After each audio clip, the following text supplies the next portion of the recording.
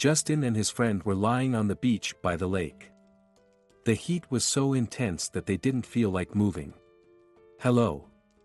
Justin's friend, Walter, suddenly said from beside him.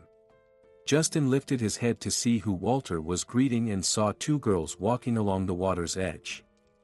He recognized one of them, Alyssa, the granddaughter of his grandmother's neighbor, Lois, but he had never seen the other girl before. Alyssa waved, while the second girl only glanced at them.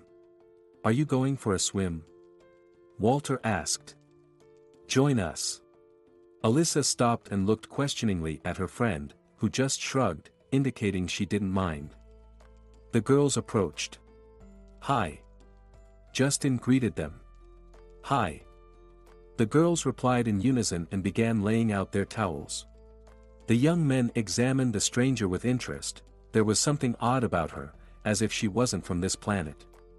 She had huge blue eyes that expressed both indifference and wonder at the same time. Her black curly hair was tied back in a careless ponytail, and she had a finely sculpted figure. "This is Daria," Alyssa introduced her friend, "and these are Walter and Justin." Daria nodded. "Daria, who did you come to visit?" Walter, still hoping to get her to talk, asked. "She came to visit us." Alyssa answered for Daria. "Alyssa, why don't you let her speak for herself?" Walter jokingly frowned. "Are you going to do everything for her now?" Alyssa smirked and looked at her friend. "We're sisters, on our father's side," Daria said. Her voice was gentle yet firm and calm. "How's that?" asked Justin, who had been silent until then. "My parents divorced," Alyssa explained again. "My dad left and married a woman with a child, Daria." "But, you have a dad," Walter said, confused. "He's not my biological father. My mom remarried, and Jack became a father to me. And my dad became a father to Daria. This year, Daria's mom finally allowed her to spend the summer at Grandma Lois's. Like in a TV show." Walter exclaimed, astonished. "Let's go swimming," Justin suggested. "It's already hot, and now you're making it even hotter with your family drama." He stood up and headed towards the lake first, hoping the stranger would appreciate his tan and muscles. For some reason, he suddenly wanted this strange girl to become an ordinary girl who would start flirting and making eyes at a handsome guy. But Daria, with the same calm and detached expression, got up and followed her friend to the water. Walter started a game of tag, lightening the mood. Even the otherworldly Daria splashed and played along, though her eyes retained their indifferent surprised look. "How's the water?" came a voice from the shore. All four turned around and saw Cynthia, another mutual acquaintance. Cynthia considered herself Justin's girlfriend, or at least she tried to convince everyone of it. Justin neither confirmed nor denied her claims. In any group, Cynthia was always right next to Justin, making it clear through her actions and demeanor that he was her boyfriend. Justin accepted her attention and everything she offered, telling himself that having a beautiful girl who liked him around wasn't a bad thing. "Come join us." Walter waved his arms. "No way." Cynthia scoffed. "I just put on some sunscreen." She dropped her perio, revealing a flawless figure barely covered by a very skimpy swimsuit. "Justin, will you help me?" She called toward the lake, waving a tube of sunscreen. "But you already put it on," Justin said, puzzled. For some reason, Cynthia's appearance irritated him. "I can't reach my back," Cynthia pouted, flashing her charming smile. Without a word, Justin headed to the shore. Walter was about to follow, but Alyssa called out. "Who are you going to put sunscreen on?" "No one." Walter stopped and looked questioningly at her. "Then you're it." Alyssa playfully tapped his shoulder and jumped aside. The game resumed. Justin rubbed sunscreen onto Cynthia's shoulders, for the first time feeling envious of his friend. Cynthia, oblivious to his mood, chatted away, assuming Justin was listening. "So, what do you think? Shall we try?" She looked over her shoulder at him, still mechanically rubbing sunscreen. "Try what?" Justin was confused. He had been so engrossed in watching the others that he hadn't heard a word Cynthia said. For me to perform with you, Cynthia tried to hide her irritation, knowing this was a sensitive topic for Justin. Just imagine, your rugged masculine bass complemented by my sweet girlish vocals. What rugged bass? Justin exclaimed, finally understanding what she was talking about. Cynthia had been hinting at performing together for a while, but he was strongly against it. Cynthia, you know we're an all-male band. Your presence wouldn't fit. Why not? There are plenty of bands with female members. I don't want a girl in the band. Justin. But you've never even heard me sing. And I don't intend to. Our band isn't meant to include women. Why not? Because there are topics that aren't for women's eyes and ears. And your participation would mean you'd be everywhere with us, even where you don't belong. And where don't I belong? Cynthia. There are plenty of places. So, you're saying there are things you do that I'm not allowed to know about? Exactly. Why? What are you hiding from me? Other women? Cynthia, I don't have to explain myself to you. Oh, really? She jumped up, grabbed her things, and stormed off. But after a few steps, she stopped, glared at him, and sat back down on the sand, demonstratively turning away. Justin headed back to the lake to join the swimmers, but they were already coming out of the water. The girls sat on the sand, drying off with their towels. Did you have a fight? Alyssa asked. Justin nodded vaguely. Walter decided to lift his friend's spirits. Girls, are you coming to the party tonight? Of course we are. Alyssa replied without much enthusiasm. Where else is there to go in our town? We can't just stay home. Well, you could come to Justin's concert. For the first time, the blue eyes looked at Justin with interest. But aren't all the tickets sold out? Alyssa asked, surprised. Walter looked questioningly at his friend. Justin was watching Daria intently, curious about her reaction. Her blue eyes now showed a new emotion, interest. Excuse me, Daria said, I might not understand something, but, who is Justin, that in this small town, he has concerts people pay to attend? Who do you think I should go for? Walter asked his friend, looking for advice. What do you mean, who? Justin didn't understand. He was absent-mindedly tuning his guitar, his thoughts consumed by the strange new girl. He couldn't figure out why she kept popping into his mind. They hadn't even really talked at the lake, just exchanged a few casual words. Alyssa or Daria? Justin stared at his friend as if seeing him for the first time. What? They're both pretty and have great figures. But Daria's a bit strange, which is kinda cool. Go for Daria. Justin snapped. Maybe you'll figure out why she's so strange. Why are you so angry? Walter asked, hurt by his friend's tone. If you can't get along with your girl, don't take it out on others. Alright, sorry. I have a headache. Probably got too much sun at the lake, Justin said apologetically. You should have said so. Want a painkiller? No, thanks. Just pour me a drink instead. Sure thing. Walter smiled and headed to the room where they were getting ready for the gig. He grabbed a bottle of brandy and some glasses from the drawer. Pouring a shot for each, he brought them back to the stage. Alright, guys, let's have a drink for courage. The band members, including Justin, gathered around Walter. To us, they toasted together and downed their shots. Okay, guys, it's time. Walter shouted, returning from the room where he had put the glasses back. Let's go. The hall was packed. Knowing about the event, Alyssa had brought Daria early to the venue doors. As soon as they opened, she dragged her friend straight to the front of the stage. Less chance of being crushed here. Alyssa laughed. The music was already blasting. Daria watched and listened with interest, experiencing this for the first time. Back in school, Walter had shown great organizational skills, leading all the school events. One day, after another rehearsal, he noticed the lights were still on in the auditorium. Who leaves the lights on?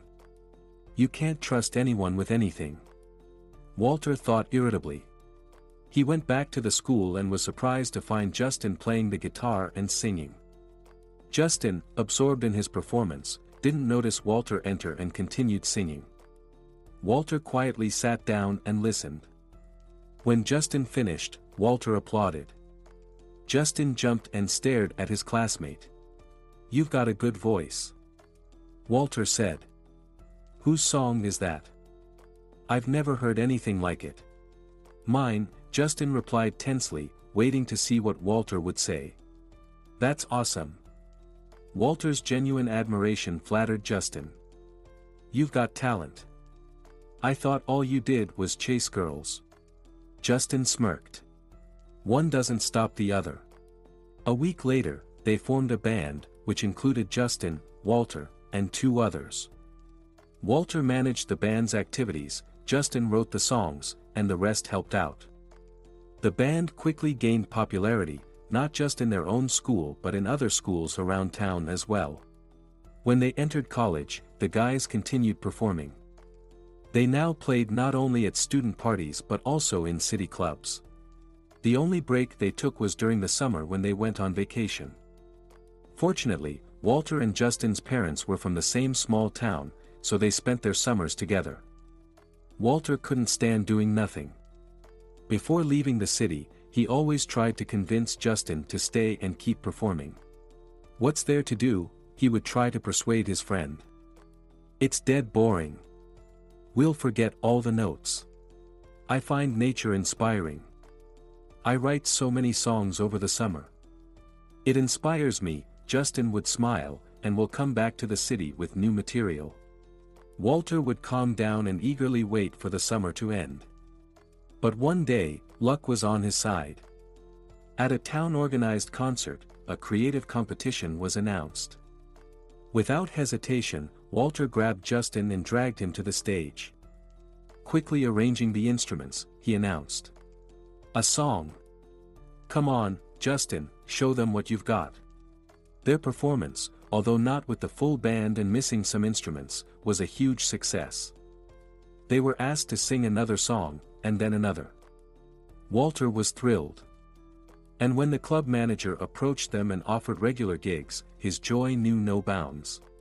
"But I'm afraid the pay won't be as generous as you're used to," Margaret said sadly. "You understand, it's a small town. People aren't willing to pay much even for good music." "Set whatever price you think is fair," Justin interjected for the first time in a financial discussion. "We don't need anything. Just find us a keyboardist and a drummer. The only condition is that you record every concert. Photos, videos, everything goes to us." "Deal." Margaret nodded, delighted by the terms. "What's the deal?" Justin laughed as Walter fumed over the missed opportunity on their way home. "I can test out new songs here so they're polished when we get back to the city. Where else can you perfect a song for free? Plus, we get photos and videos for our social media. They'll come in handy for making music videos later." The prospect of making a music video had been on Walter's mind for a while, and he agreed. At their first concert, the hall was so crowded it could barely hold everyone. Where did all these people come from? Justin was surprised. "Vacationers," the satisfied manager replied, mentally counting the profits. "Lots of young people come here for the summer. We've got forests, lakes, fresh air. And now we have you. People will come from neighboring towns." Margaret was right, people flocked to their concerts from all around. Their shows, held twice a week, filled the largest hall. Entrepreneurial Margaret rented out 2 empty storage rooms to equally entrepreneurial vendors for cafes. "Justin," Walter complained, "we need to start charging for our concerts. Don't you see how the manager is making a profit off us? It's all thanks to us." "Calm down." Justin laughed. "She's not doing it for herself. Look, The club's facade is repainted, the wiring replaced, and she's planning to buy new instruments. Ask her to set aside tickets for you to give to any girls you like. Years passed this way. Thanks to their summer performances in the small town, their concerts in bigger cities became technically flawless. The song collection constantly grew. They were invited to perform more often in clubs, and they even recorded a couple of music videos. Walter no longer fretted over missed profits. He understood that their summer charity work would pay off during the busy season. The growing popularity allowed him to choose any girl he liked, with more and more coming every year. Recently, he had been interested in Alyssa, Justin's grandmother's neighbor. He was about to start courting her when this strange Daria appeared and disrupted his plans. Deciding to make up his mind tonight, he handed out concert invitations to the girls. At every concert, Justin gave it his all. He loved singing and the audience's reaction to his songs. This time was no different. "Thank you," he shouted into the microphone after another song, smiling at the crowd. And then he saw her. She stood near the stage, looking at him with her huge, bottomless eyes. She smiled, and the depths of her gaze slowly drew him in, reality fading into the background. Shaking his head, he said, "Now I want to present my new song." He struck the first chord and caught Walter's surprised look. They had rehearsed this song but hadn't planned to perform it publicly yet. But with the first notes already played, the rest of the band had no choice but to join in. "Tell me a story about love. Ladies, you're invited to a party after the concert." Walter wrapped his arms around the girls and gently led them towards the room reserved for the band. Alyssa and Daria exchanged glances but didn't resist. "Walter, where did you find these princesses?" the guys cheered. "Why haven't we seen them before?" "Bread. Come on." Alyssa teased one of the guys. "You know me well." Alyssa. Bread, the keyboardist, feigned surprise. "You've blossomed so much, I didn't recognize you." "Thank you." Their banter continued with jokes until the drummer, Kieran, interrupted. "Maybe Alyssa will introduce her friend," he asked, eyeing Daria with interest and admiration. "This is Daria, Alyssa's sister." Walter answered for Alyssa. "Pleasure to meet you," the guys chorused and began to fuss over the girls, helping them sit, pouring wine into their glasses, and opening chocolates. They poured brandy for themselves. Everyone raised their drinks and clinked glasses. Justin, who had been sitting in the far corner of the room, joined the table, finding himself next to Daria. Within moments, he realized this move was a mistake. Her proximity made it hard for him to focus. He was drawn to her, and it irritated him to see how his friends looked at her and how she smiled at them with her enchanting eyes. As their glasses clinked, Justin's hand involuntarily shook, spilling a few drops of brandy into her wine. He froze and looked at her. Her eyes sparkled with amusement as she looked directly at him. Without breaking eye contact, she took a sip from her glass with a slight smile. Justin felt a rush of heat. He knew he was on the verge of losing control. He downed his drink in one gulp, ready to say something to her, but Walter's voice snapped him out of it. "Hey, Cynthia. Come on in." Justin reluctantly turned his gaze to the door and saw Cynthia. Her appearance always impressed him, a beautiful face, incredible figure, perfectly styled hair, flawless makeup, and a tastefully chosen outfit made Cynthia look like a cover girl and a very beautiful woman. But today, her presence only irritated and angered him. What was she doing here? He had told her that non-band members weren't allowed. And when did Alyssa and Daria become band members? His inner voice mocked, making Justin even angrier. "Aren't you coming to the party?"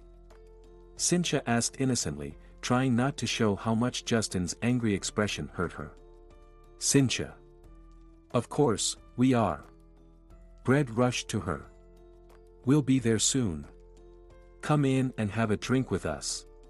Cynthia glanced at the table, assessing the drinks, and saw an opportunity to stand out. "Oh no. I don't drink that," she said. "What do you drink then?" Bread asked, genuinely disappointed that he hadn't pleased such a beautiful girl.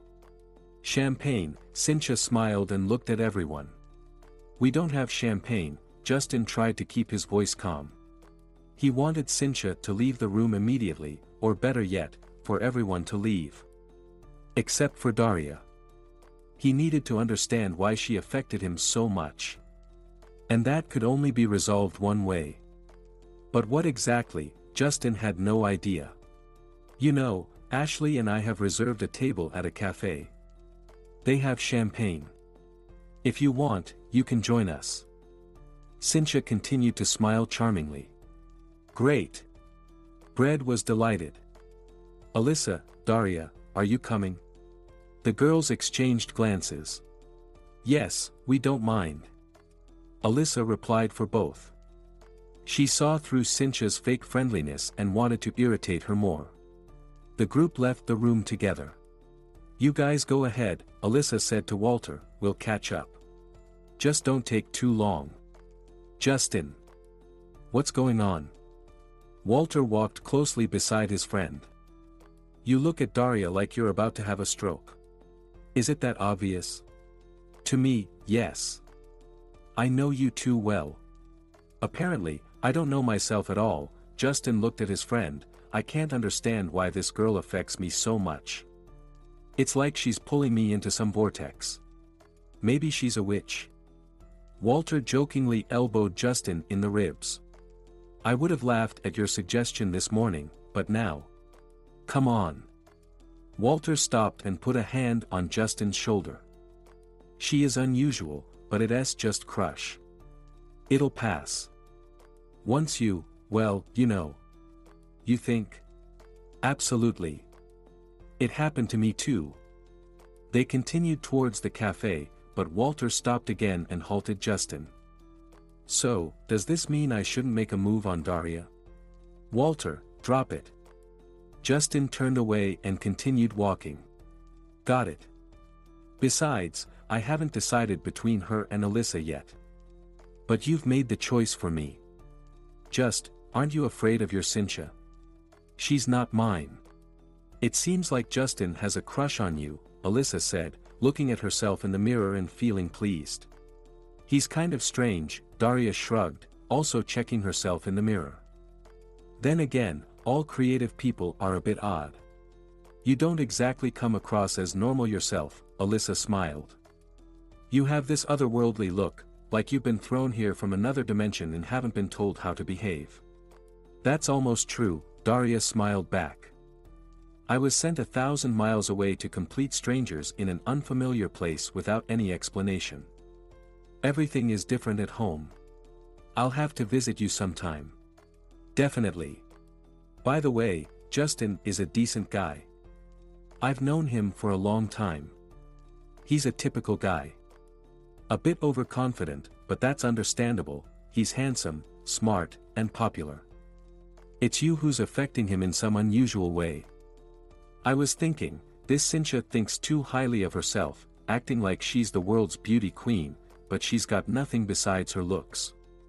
Let's annoy her a bit to bring her back to reality." "Sure. How?" "Just give Justin a bit more attention.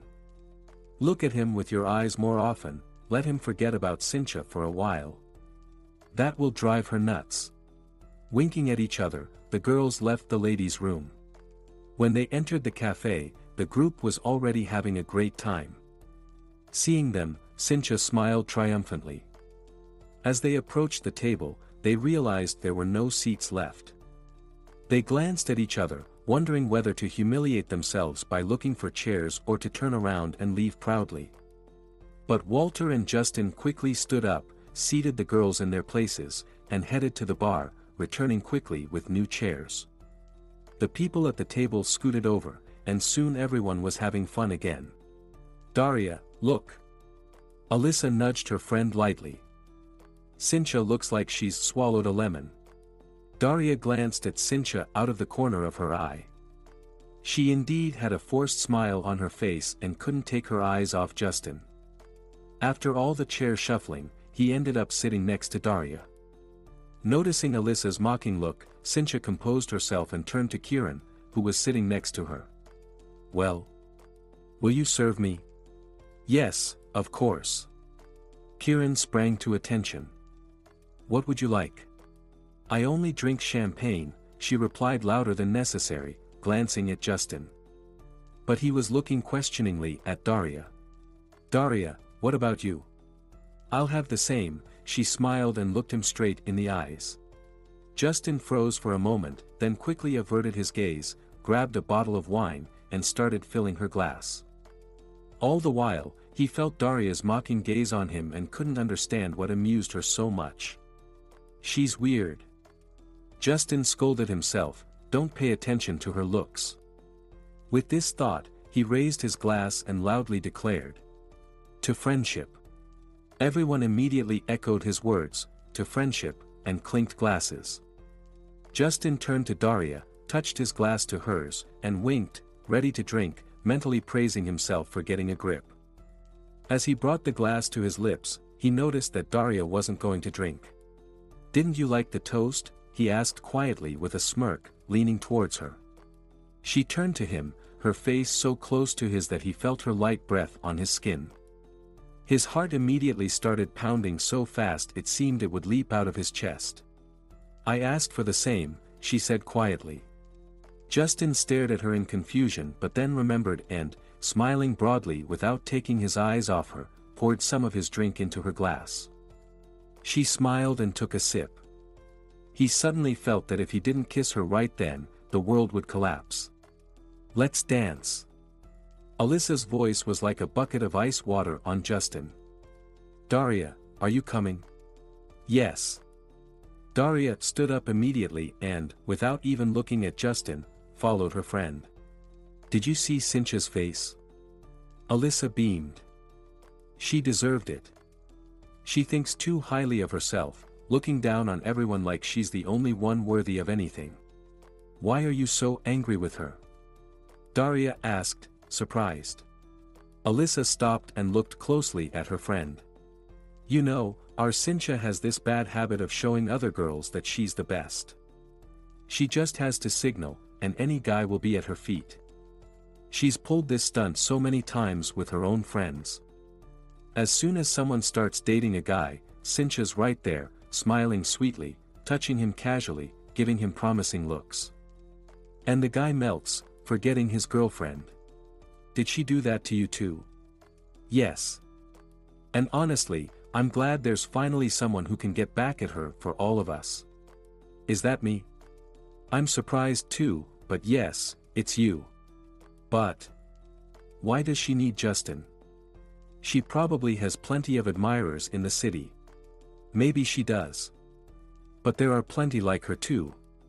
Justin is very promising and well off. His father owns a substantial company that develops various computer programs. Plus, Justin earns a lot from his concerts. And he's good-looking. Admit it, he's a handsome guy. Having someone like him as a husband is just what Cynthia's inflated ego needs. But you want to bring her back down to earth." "Exactly." Alyssa suddenly looked concerned at her friend. "But don't mix your drinks too much. I'm not sure that under their influence you won't get too involved with Justin. If Cynthia sees that you've fallen for him, our whole plan will be ruined. She needs to see that there are girls who can manipulate men better than she can. Don't worry. This glass is going to last me the whole evening." Feeling satisfied, the girls headed to the dance floor. After a few energetic songs, a slow, beautiful tune began, and boys eager to dance with them immediately appeared.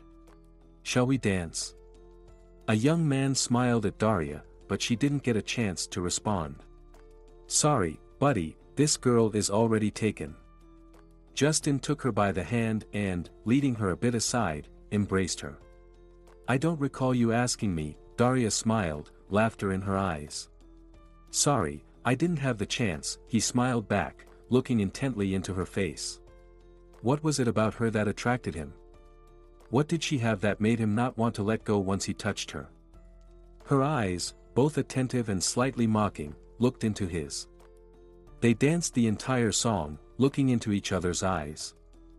The music faded, and a lively, upbeat tune started, but they stood there, still staring into each other's eyes.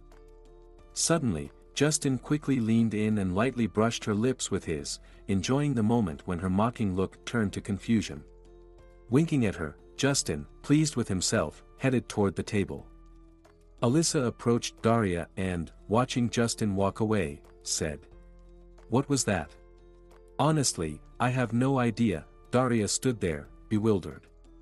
"All right. Get a grip. He shouldn't see how much he affected you. You didn't warn me he might try to kiss me. I didn't expect it to happen either. But actually, it was not a kiss. He only gave you a little peck." "Alyssa. Pecks are for cheeks. Maybe he missed." "Yeah. That's what I thought too." Justin sat at the table, mentally congratulating himself for outsmarting Daria. Her confused look had shown him that she wasn't as invulnerable as she seemed. If he played his cards right, she would soon drop her mocking gaze and start acting like a regular girl trying to impress a guy. Then he wouldn't feel so drawn to her. When they approached the table, Justin's confidence evaporated once again. Her large eyes looked at him with that same mocking gaze, as if to say, "Don't celebrate too soon." They all left around dawn. Alyssa, looking at Daria pleadingly, said, "Daria, Kieran invited me for a walk. You don't mind, do you? I'm sure one of the guys will walk you home. I'm not afraid to walk alone." Daria smiled. Just before leaving the cafe, all the guys had disappeared somewhere. Only Kieran remained, eagerly waiting for the friends to finish talking. They stepped outside, and Daria shivered. After the stuffy cafe, the air felt very fresh. Suddenly, something soft and warm was draped over her shoulders. She turned and saw Justin smiling. "I always carry this for such occasions," he said, nodding at the scarf he had just wrapped around her. "You girls only care about your beauty, not your health. Why bother?" Daria shrugged. "There's always a gentleman to look after our health. And if there isn't?" Justin looked at her with interest. "Well, then maybe I'll start thinking about it." Daria began walking towards her house. Justin had no choice but to follow her. They stopped at the gate. Daria took the scarf off her shoulders and handed it back to Justin. "Thanks." "No problem," the young man replied, feeling a bit lost with the scarf in his hands. Daria gave him a teasing look, then suddenly stepped close and quickly kissed him on the lips. Then, stepping back, she winked and walked through the gate. "Yes. This summer promises to be hot in every sense of the word." Walter stretched out on the sand. "Weren't you supposed to be courting Alyssa?" Justin ignored the topic of the heat. "But you disappeared. And left you alone with Daria?" Walter laughed. "So, how was it? Did she eat you alive? Or take you for a ride on her broomstick?" His friend's look cut off his stream of jokes. All right. It's just that your Cynthia very insistently asked me to talk to her. She's not mine. She doesn't think so." "Justin, I understand that Cynthia is just a way for you to pass the time. But you need to explain to her that there's nothing and never will be anything between you two. And if she's not okay with that, she should forget about you and find someone else." "You think I haven't told her that?" Justin said. "I've explained many times that yes, I don't mind her company, but nothing more."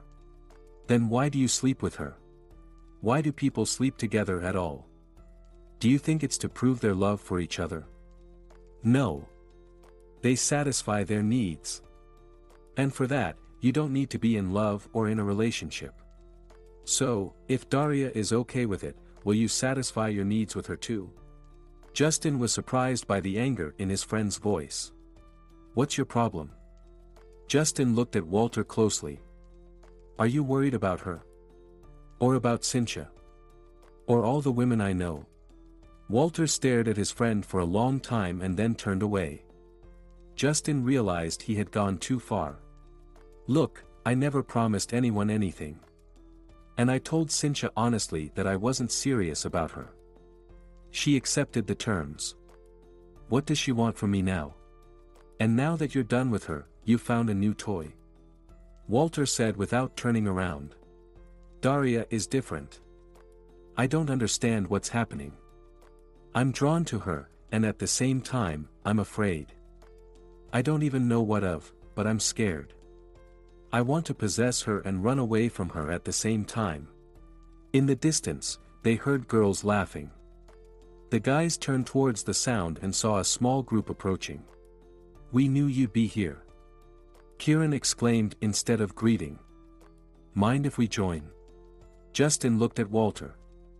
He didn't like that the girl he cared about was now in the company of another guy either. Hey! What's with you two? Brad looked at his friends in surprise. Nothing. Join us, of course. Walter forced a smile. Quickly stripping off and tossing their clothes on the sand, they headed towards the lake. After exchanging glances, Justin and Walter followed them. After swimming to their heart's content, the group returned to the sand. What are we doing tonight? Brad asked, opening a can of beer. Is there a choice? Walter smirked irritably. You did bring enough for everyone, right? Of course. Brad replied, unfazed by his friend's tone, and placed a backpack in the center. It's just that Justin's new song needs rehearsal. I'm still amazed we played it. And it turned out pretty well. Alyssa smiled at Walter, causing him to forget his anger. Right, Daria? Yeah, the girl smiled too and added, I would change a few things, but... What exactly? For the first time, Justin looked openly at Daria. Some words and chords, she replied. It was clear she wasn't trying to criticize, just sharing her opinion. That's interesting, Justin stared at her thoughtfully, I feel like something's off too. Something needs to be changed. But I can't figure out what. Then you've got something to work on tonight, Walter said, rubbing his hands together and reaching for the backpack, and the rest of us can hang out at the cafe. We wouldn't be of much help anyway. Great. Kieran winked cheerfully at Alyssa, catching a scowl from Walter. And how many more talents do you have? Justin took a chair and placed it next to Daria, who had just finished playing her version of his song. How is that a talent, just playing from sheet music? But you didn't play exactly as written. You added something of your own. I just thought it sounded more melodic that way. And you sing well too. No. My voice is a bit weak. I can sing quietly alright, but if I try to be louder. Daria laughed softly. Maybe you just haven't tried. I could teach you. I wouldn't want to take up your time. Time. We don't need to set aside special hours for this. We'll practice whenever we can. Let's start right now. Justin grabbed his guitar. And 1, 2, 3. They started singing in harmony. Daria's uncertain and quiet voice, encouraged by Justin's admiring gaze, gradually gained strength. See? And you said your voice was weak. Now let's rewrite the song with your version and play it again. The young people enthusiastically began to revise the song. Justin then suggested they sing it again, highlighting the lines Daria would sing solo. Tell me a story about love. They sang with pleasure, unaware of anything around them. Alright, now let's listen to ourselves. Justin approached the stereo system. Did you record us? Of course. We always record ourselves to know how we sound. You'll also see that you sing very well. So, someone said girls have no place in a boys' band. Cynthia stood in the doorway. Cynthia, what do you want? Justin asked calmly. So, when I asked you to sing with me, you said I'd be out of place in your band, but this one is okay? Or, since girls have no place in your band, does that mean she's a guy? Cynthia laughed loudly, making it clear she was drunk. Cynthia. Watch your words. Why? You don't want a woman in your band, so she must not be a woman. Did you check? Maybe it's true. Cynthia's laughter became hysterical. Justin looked at Daria with concern. He felt deeply embarrassed by Cynthia's behavior and feared Daria would never be alone with him again. But the girl's large eyes only showed mockery, shifting her gaze from Justin to Cynthia. I think I'll go. Daria said calmly. Daria. Wait. But she had already slipped out of the room. What? Haven't seduced your new girlfriend yet? Cynthia taunted the bewildered and increasingly angry Justin. Get out. Without waiting for her to leave, Justin ran out of the room himself. He rushed into the cafe, but Daria wasn't there. Ignoring his friend's surprised questions, Justin ran outside. Through the wall of rain, he saw a familiar figure walking away. Ignoring the icy water pouring from the sky, he dashed after her. He caught up with her just outside her house. Daria. I'm sorry. Grabbing her hand, he made her stop. For what?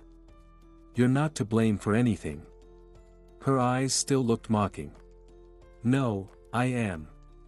Cynthia behaves that way because of me. I can't seem to make her understand we're not a couple. Daria took a step towards him, ending up almost touching him. Only now did he notice she was soaked to the bone and freezing. The tip of her nose was noticeably red, and her lips were turning blue. But she didn't seem to notice, looking at him with her large, mesmerizing eyes. She raised her hand and tried to wipe away the streams of water from his forehead that were threatening to flood his eyes. He caught her hand and pressed it to his lips. Her small fingers were icy. Let's go. Wrapping his arm around her shoulders, Justin led her to his house. Where? Why? She exclaimed in surprise. I'm almost home. They'll scold you if you show up like this.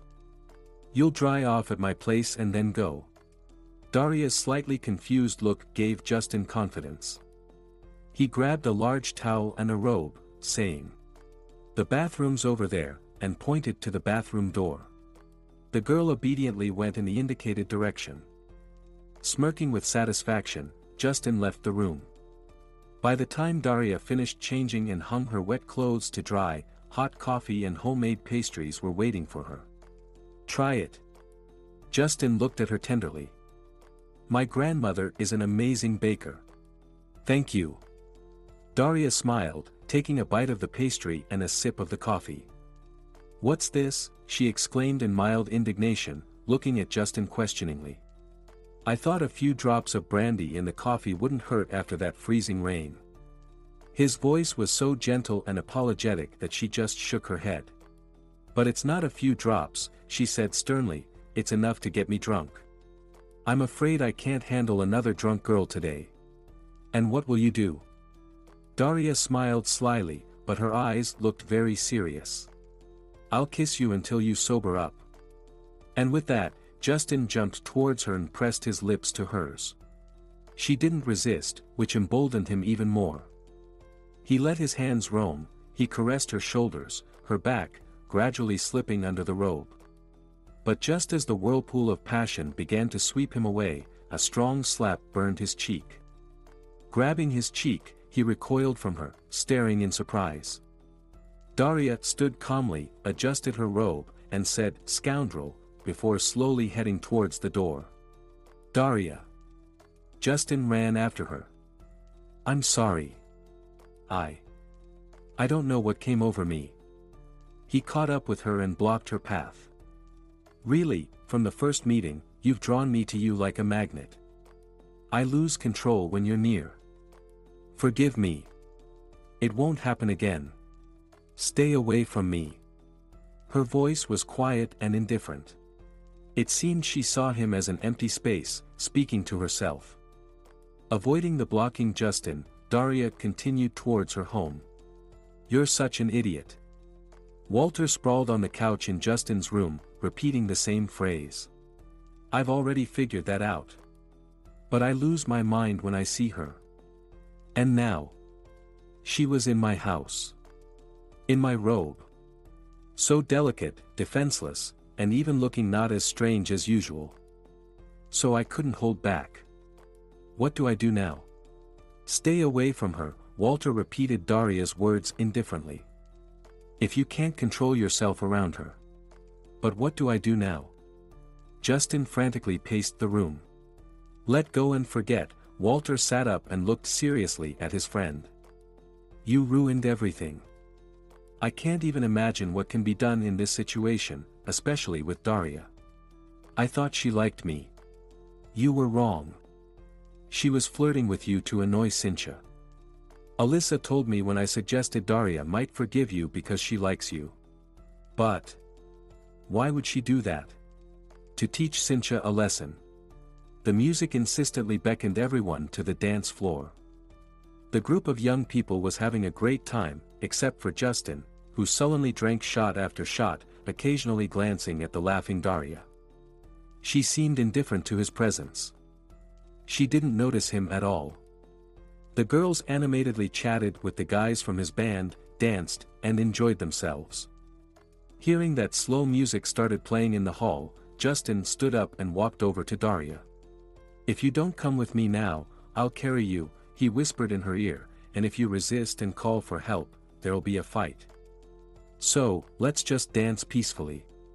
Why the complications? She asked calmly after they started dancing. Are you saying you would have just come with me? I thought you were mad at me. Okay. You're right. What do you want? Is it true that you flirted with me just to annoy Cynthia? Yes. Surprised by her candid response, Justin stopped, staring at her face. Did you bring me here to dance? Because I could have stood somewhere else, not in the middle of the dance floor. Daria looked at him mockingly. Justin started moving again. What does she do that irritates you so much? Her attitude towards other girls. If you think you're better than others, keep it to yourself. If it's true, it will be noticeable anyway. There's no need to assert yourself at others' expense. Yeah, she's like that, Justin nodded, so you don't like me at all. I prefer it when guys show interest in me themselves. Then what was wrong with my interest? Justin looked into Daria's eyes. It was too predictable. I see, he fell silent and didn't say another word until the end of the dance. When the music changed to a more upbeat tempo and Daria headed back to the others, he grabbed her hand. Let's go swimming. Daria stopped in surprise and stared at him. Now? At night? Yeah. I know a place at the lake, the water is amazing. I promise I won't try anything. But I'm not in a swimsuit. I can give you my t-shirt. Alright, she agreed unexpectedly. Justin realized she made the decision spontaneously and, smiling, nodded towards a different exit. We'll go out this way to avoid unnecessary questions. They walked along the path by the shore for a long time. The town's lights were far behind, and the stars became bigger and brighter. We're here, Justin said as soon as Daria started to worry he had led her too far. A small sandy beach was perfectly clean, inviting them to sink into the soft sand. It's beautiful, Daria said with admiration. Yes. I discovered this place last year and didn't tell anyone about it. I didn't want anyone to come here and ruin it with trash or something. Justin took off his t-shirt and, turning away, handed it to Daria. She quickly slipped out of her dress and put on the t-shirt. The water was indeed very warm. Daria didn't want to get out, even though she knew they had been swimming for a while. Suddenly, she noticed the opposite shore disappearing, a fog was settling over the lake. Justin swam up to her. We need to get out, he said quietly, soon the fog will cover everything, and we might get lost. Yes, of course, Daria smiled softly at him. Her gaze held him in place, he looked into her eyes and couldn't look away. I'm sorry, he breathed and, pulling her close, kissed her. Suddenly, Daria wrapped her arms around his neck and returned his kiss. They kissed, standing in the water, oblivious to the fog enveloping them. It was getting cold. Justin reluctantly broke the kiss and looked around. "We're too late," he said, but there was no regret in his voice. Taking Daria's hand, he led her back. "You said we might get lost," she said, surprised, as they reached the shore. "We might have, if I hadn't memorized the direction to the shore," he replied, picking up her dress and handing it to her. "Change out of those wet clothes, you'll catch a cold." Daria changed. "What about you?" "Your t-shirt is wet because of me," she said with concern.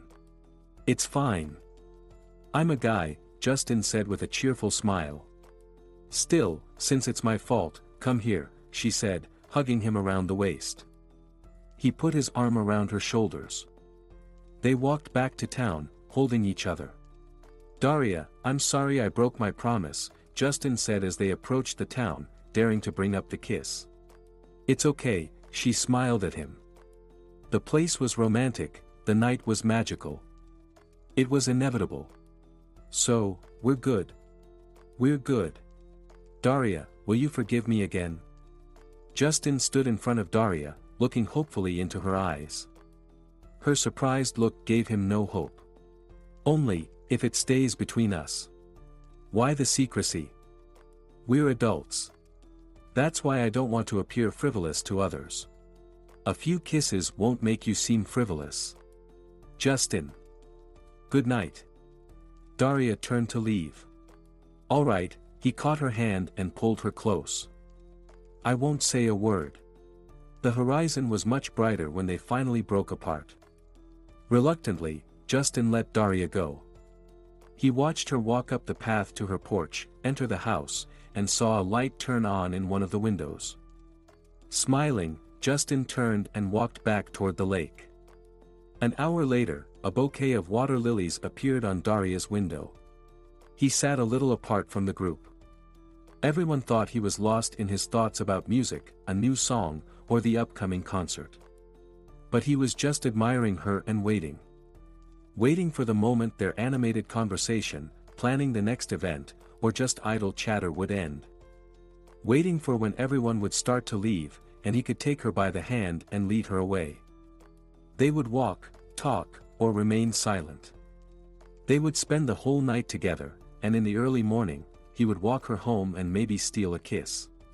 Sometimes, when no one was watching, he would sneak a kiss. Sometimes, when he couldn't bear it any longer, he would lead her to a secluded spot and kiss her passionately.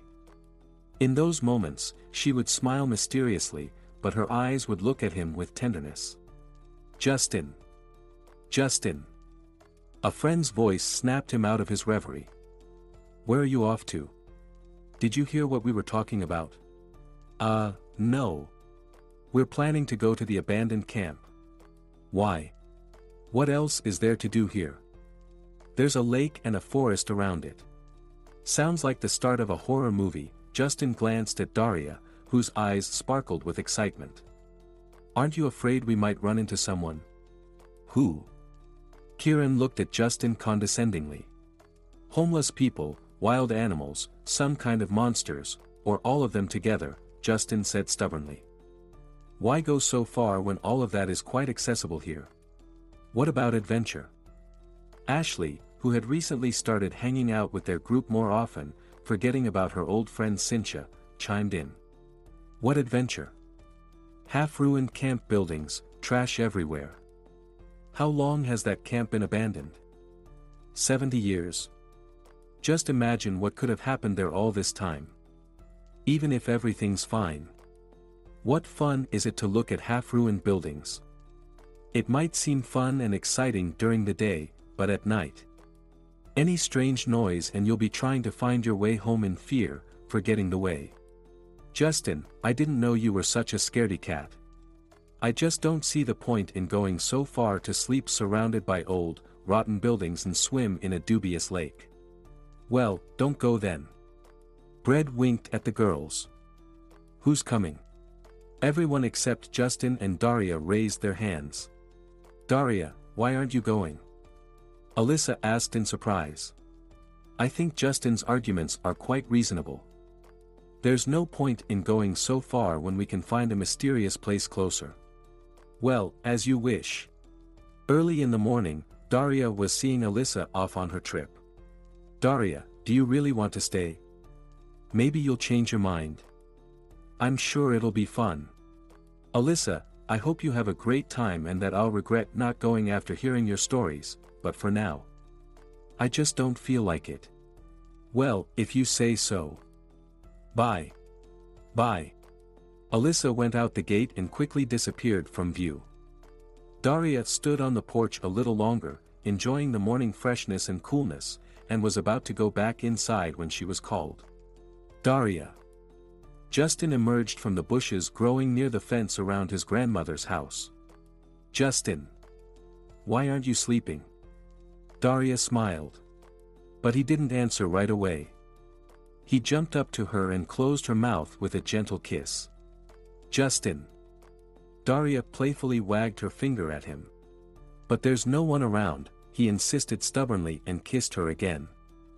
I suggest we go on our own hike. To our spot. Our spot? Yes. At the lake. It's pretty romantic during the day too. Daria chuckled softly. You're a romantic.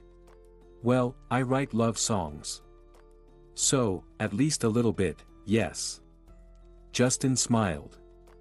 Anyway, get ready. I'll be back in half an hour. 40 minutes later, chatting happily, the couple was walking away from the town. You brought a tent. But why? Daria exclaimed when she saw Justin take a camping tent out of his huge backpack. First, to avoid getting sunburned during the day. Second, in case we want to stay overnight. And besides, you never know what might happen, Justin replied seriously, setting up the tent. After they unpacked the contents of their backpacks, the two ran to the lake. After swimming to their heart's content, they returned to the sand. The day flew by unnoticed. In the evening, Justin lit a small campfire and pulled out a bottle of wine. They drank wine and watched as twilight settled over the lake. Without a word, they both went back into the water. They swam and watched as stars began to light up the sky one by one. Suddenly, it started to rain. Daria, initially taken aback, laughed. Justin, look, it's like the stars are falling from the sky, the raindrops are sparkling like that. He swam over to her, embraced her, and looked into her eyes. You're the most unique girl I've ever met, he said, then kissed her. Once again, they stood in the water, kissing. Their passion grew stronger and stronger. Suddenly, a loud thunderclap erupted nearby. The young couple looked around in fear. They hadn't noticed the storm brewing. We need to get out of the water, now. Justin grabbed Daria's hand, and they ran to the shore. Quickly gathering their things from the sand, they dove into the tent and laughed. Justin poured some wine and handed Daria a cup. I admire your foresight. Daria said, taking a sip. And I admire you, Justin said, moving closer to her. He ran his hand along her cheek, adjusted a wet lock of her hair, and lightly brushed her lips. Daria set her cup aside, wrapped her arms around his neck, and looked into his eyes before kissing him. Outside the tent, the rain poured down in torrents, thunder roared, and lightning flashed blindingly. But Justin and Daria neither saw nor heard any of it. They were completely absorbed in each other. He didn't know what woke him up. Perhaps it was the feeling of complete happiness. He woke up utterly content. And he knew the reason. She was sleeping next to him, her head resting on his shoulder, her long, slightly tangled hair covering them both. No more secret kisses, no more hiding from friends. He would declare to the world that she was his. He would hug and kiss her whenever he wanted. He was happy. Sensing his gaze, she woke up and looked at him with surprised, frightened eyes. But he no longer feared getting lost in those eyes. On the contrary, he passionately wanted to drown in them. He gently pulled her close and kissed her with a long, tender kiss. Good morning. Good morning. Daria's eyes held a silent question, but he decided to tease her. Let's go for a swim. Justin stood up, unembarrassed by his appearance, and held out his hand to her. Daria blushed but placed her hand in his. Hand in hand, they walked into the water. The night storm and the cool dawn had significantly lowered the water temperature, but Justin insistently led her into the deeper water. They started swimming. If I saw you for the first time now, I'd believe in mermaids, Justin said, smiling at her. And I already believe in cheeky people who don't keep their word. Justin swam closer and embraced her. It seemed to me that you wanted this too. No. But that doesn't mean you had to take advantage of it. Why? Why torture ourselves when we both want the same thing? We have different ideas about what we want. Justin lightly kissed Daria on the lips and said, Daria, you can't deny that we're good together. Let's stop hiding our relationship from others and from ourselves. I want to be with you. I don't want to hide my feelings. I want everyone to know that you're mine. And am I already yours? Daria. Why are you so distrustful? Because I don't want to end up like Cynthia. I never promised Cynthia anything. And I never told her she was mine. You're different. I want to be with you. I want us to be together. Have you asked me what I want? Daria. As far as I know you, nothing would have happened between us if you didn't want it yourself. Justin. But he didn't let her finish. His passionate kiss seemed to make the water boil. And she couldn't push him away. Daria, he stopped at her gate and looked her straight in the eyes, believe me. I need you. And I'll accept any decision you make. But if you don't want to be with me, I'll still keep trying to win you over. She lowered her eyes. Her silence seemed to last an eternity. All right, Justin.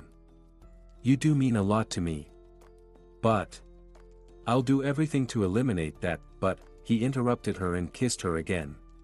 Walter and Alyssa, returning from their trip, found them in this position. Finally. Walter exclaimed. Some good news at last. What? Daria looked at him in surprise. You gave in. I thought Justin would completely withdraw into himself. Walter. Wait, Daria glanced back and forth between the two guys, so, you knew about this all along? Honestly, no. But it was pretty obvious. Walter said, looking puzzled. Of course, everyone saw that Justin was pining for you, Alyssa shrugged. We just couldn't understand why he wasn't making a proper move to win you over. Daria was bewildered. She looked at Justin, her gaze a mixture of disbelief and hope. Come on, let's go to my place. Justin exclaimed. We'll celebrate your trip and my winning over my beloved girl. Grandma wanted to bake a pie. And we bought some barbecue on our way home. Walter happily added. We were planning to cook it tonight, but we can do it now. How did you manage to win over your princess? Walter was diligently stoking the fire in the grill, occasionally glancing at the girls standing by the garden table. It just kind of happened. I didn't really understand it myself. What about you guys? You came back alone. Where are the others? You were absolutely right. Some homeless people had settled in the camp, it was perfect for them. They were all over the lake too. We barely found a relatively clean spot away from them. Those new inhabitants had trashed the entire shoreline and polluted the lake. Why didn't you come back right away? After walking so far, turning back felt like a waste. But we ended up regretting not turning around immediately. First, they sent their kids to steal from us, and then they came themselves, claiming the lake was theirs and demanding we pay to stay. We wanted to refuse, but they outnumbered us, so we had to share. Alyssa almost cried and sat under a tree after they left. I told her I'd love to take her and leave, but it was getting dark, and wandering through the forest at night wasn't an option. So I stayed with her until morning. At dawn, we suggested leaving, but the others decided to stay since we'd already paid. So, we came back alone. That's rough. Justin's grandmother came out of the house with a large pie. Come on, eat up. Thanks, Grandma, the group responded in unison. It was already late evening when everyone left. Walter, winking at his friend, took Alyssa home. Justin looked at Daria. Maybe you'll stay. Justin. I'm an adult, but still. But I don't want you to leave.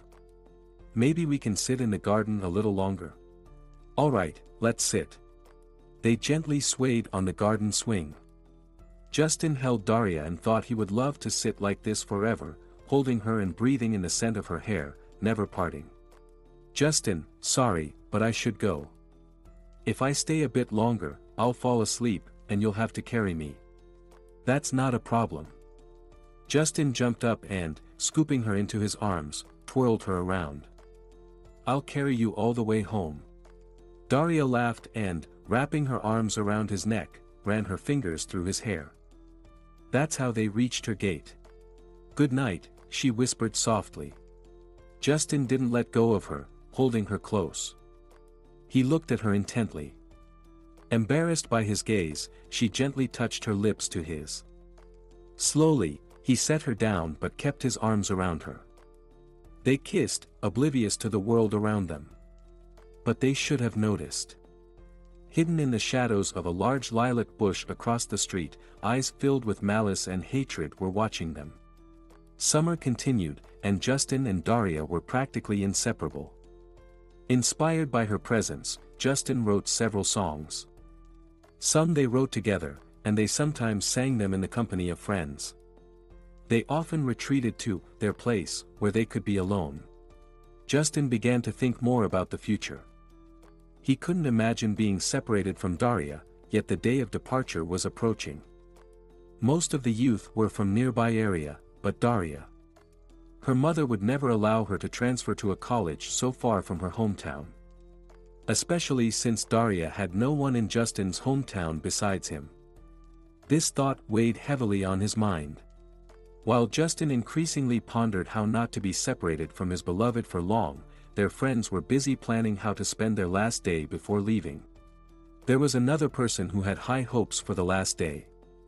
Cynthia's plan was meticulously thought out, all that remained was to put it into action. After seeing Justin and Daria kissing, she couldn't find peace, devising her revenge. She carefully watched the couple and realized that flirting or even aggressive advances towards Justin would only result in disgrace. She needed to arrange things so that no one could suspect her. Using all her charm, she easily captivated Brad. With the skill of an actress, she pretended to be smitten with him. In just a couple of days, they became a couple almost as inseparable as her targets of vengeance. She even befriended Alyssa and Daria to learn more about their habits and personalities. By the day of reckoning, everything was ready. Cynthia bought a black wig and some pills according to her grandmother's recipe. Casually, she learned from Alyssa and Daria about their outfits for the evening and chose one that closely resembled Daria's. The rest was a matter of technique and luck. Cynthia was confident that luck would be on her side that night. Everything went according to plan. The group was having fun, dancing, and drinking. But much to Cynthia's frustration, Justin wouldn't leave Daria's side. Finally, the heat and alcohol took their toll. Justin whispered something in Daria's ear and headed towards the bathrooms. "Girls, does anyone need to go to the restroom?"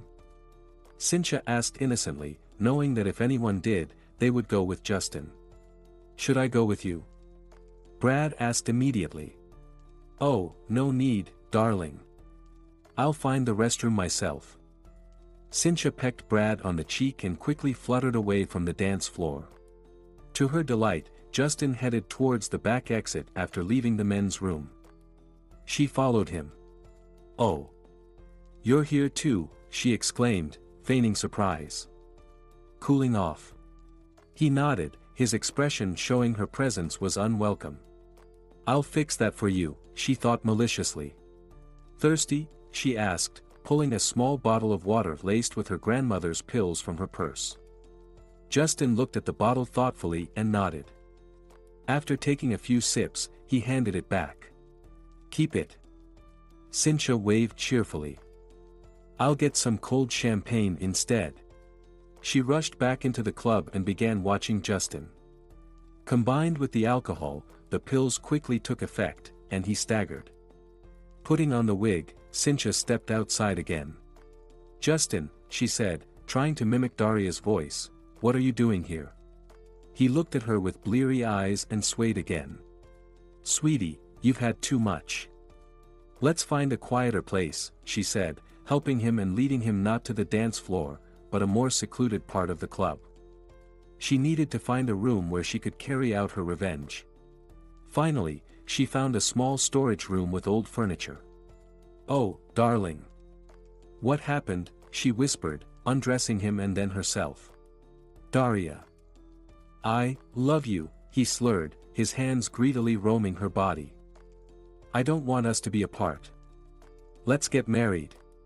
Cynthia couldn't bear it any longer and pressed her lips against his to drown out the words he should have been saying to her. Footsteps and voices echoed in the corridor. Quickly, she yanked off the wig and tossed it as far as she could. "Justin! Justin!" Walter, Alyssa, and Daria were calling out for him. Satisfied that she and Justin looked exactly how she wanted them to be found, Cynthia let out a loud moan. Justin echoed her, groaning. The door to the storage room flew open, and bright light flooded in. Cynthia looked at the intruders with feigned surprise, then turned her gaze to Justin and screamed. "Oh my God! What is this? How did you end up here? Where is Brad? Why am I with you?" Justin glanced between Cynthia and the intruders, confusion evident on his face. Alyssa looked at her friend in shock. Daria's face was blank, her eyes glassy. She turned and walked out of the room, with Alyssa hurrying after her. "I don't understand how this happened," Cynthia said, hurriedly dressing. "I went to the bathroom, then, someone offered me champagne, and then I thought it was Brad."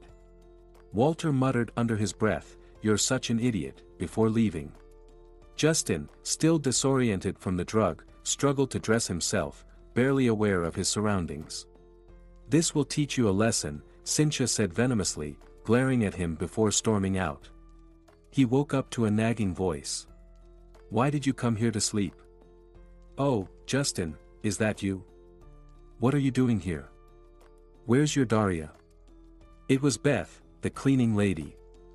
You got so drunk you forgot about your girl. TSK. Alcohol never leads to anything good." Swaying, Justin stood up and tried to walk. His legs barely cooperated. "What the hell happened?" he muttered to himself. His head throbbed painfully. "Where is Daria?" They had planned to go to their special spot that night, where Justin intended to propose to her. What went wrong? His mind was a jumble of incoherent images, the party, Daria, Cynthia offering him a bottle of water. And then, nothing. Barely managing, Justin stumbled to the bathroom and dunked his head under the cold water. His head cleared a bit, and his legs started to respond. He had to find Daria. "They left, Justin," Lois said, eyeing the disheveled boy with concern. "Early this morning." "You weren't with them? Where? Where did they go?" "Home." Alyssa went to her place, and Daria flew home with her father. Crushed by this news, Justin headed home. Walter met him at the gate, his face grim. "Wait, let me sit down first," Justin said, "then tell me everything." Justin stared blankly out the airplane window. 6 more hours to go. 6 long hours. His cheerful seatmate, who had tried to strike up a conversation at the start of the flight, had given up and was now noisily fidgeting, hoping to draw some attention. But Justin remained unresponsive. After drinking the stewardess's offered alcohol, the neighbor finally settled down and fell asleep. But Justin couldn't sleep. "Are you out of your mind? Why did you do it? Or did you want to say goodbye to all your girlfriends in this manner?" Walter was furious. His romantic evening with Alyssa had also been ruined as she rushed off to console her friend. Justin sighed heavily and closed his eyes. He himself didn't understand how it had happened. Why didn't he recognize Cynthia? And why didn't he realize it wasn't Daria? After all, her figure was different, and so were her touches. And Daria would never do something like that in a storage room. I didn't expect this from you. I thought you and Daria were serious. And you just chose the right tactic to get a girl into bed. I didn't choose anything. Then why were you with Cynthia? Were you secretly seeing her while you were with Daria, and Cynthia was with Brad? What are you talking about? You saw we were hardly ever apart. Then why did you take her there? Were you trying to fix things with her so you could be with her in town? I didn't take her anywhere. I don't even understand how I ended up there. And I thought I was with Daria at that moment. With Daria. Justin opened his eyes again. Yes. He thought he was with Daria. But why? Even if the girl's figure was blurry in his eyes, the colors. Daria was a brunette. And Cynthia was a blonde. How could he mix up black and white? Justin closed his eyes again, trying to recall that fateful evening. He wanted to piece together everything that happened. They were having fun. He was chatting with friends, Daria was nearby. They kissed occasionally.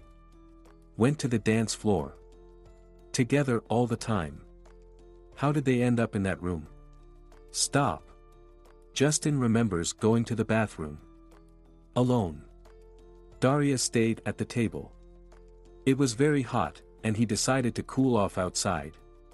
Instead of walking through the stuffy hall, he exited through the back door. Moments later, Cynthia appeared.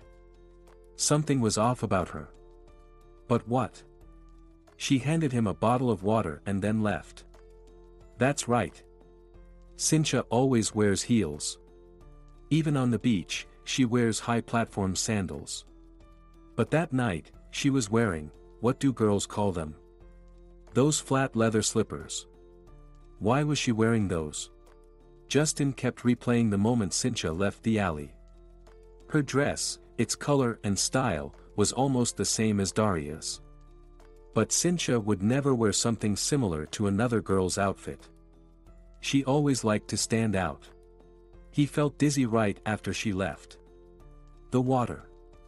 There was something in it. He felt worse and worse. He lost his sense of direction. And then Daria appeared. Or was it Daria? She led him somewhere. And suddenly started kissing and undressing him. Would Daria do that, seeing him in such a state? No. Justin opened his eyes abruptly and slammed his fist on the armrest. That scoundrel Cynthia had set him up. He drank the entire way back. Straight from the bottle. Tears choked him. Daria took a leave of absence and went to Vietnam as a volunteer. The calm voice of the woman who had come to meet him fell on him like a stone, both deafening and blinding him. Seeing nothing in front of him and understanding nothing, he turned and staggered toward the exit of the building. Young man. Are you all right? The woman's voice turned anxious. Nothing. Justin waved her off and started descending the stairs. But suddenly he stopped and quickly returned. Listen. Can you give me her phone number? The woman looked at him thoughtfully.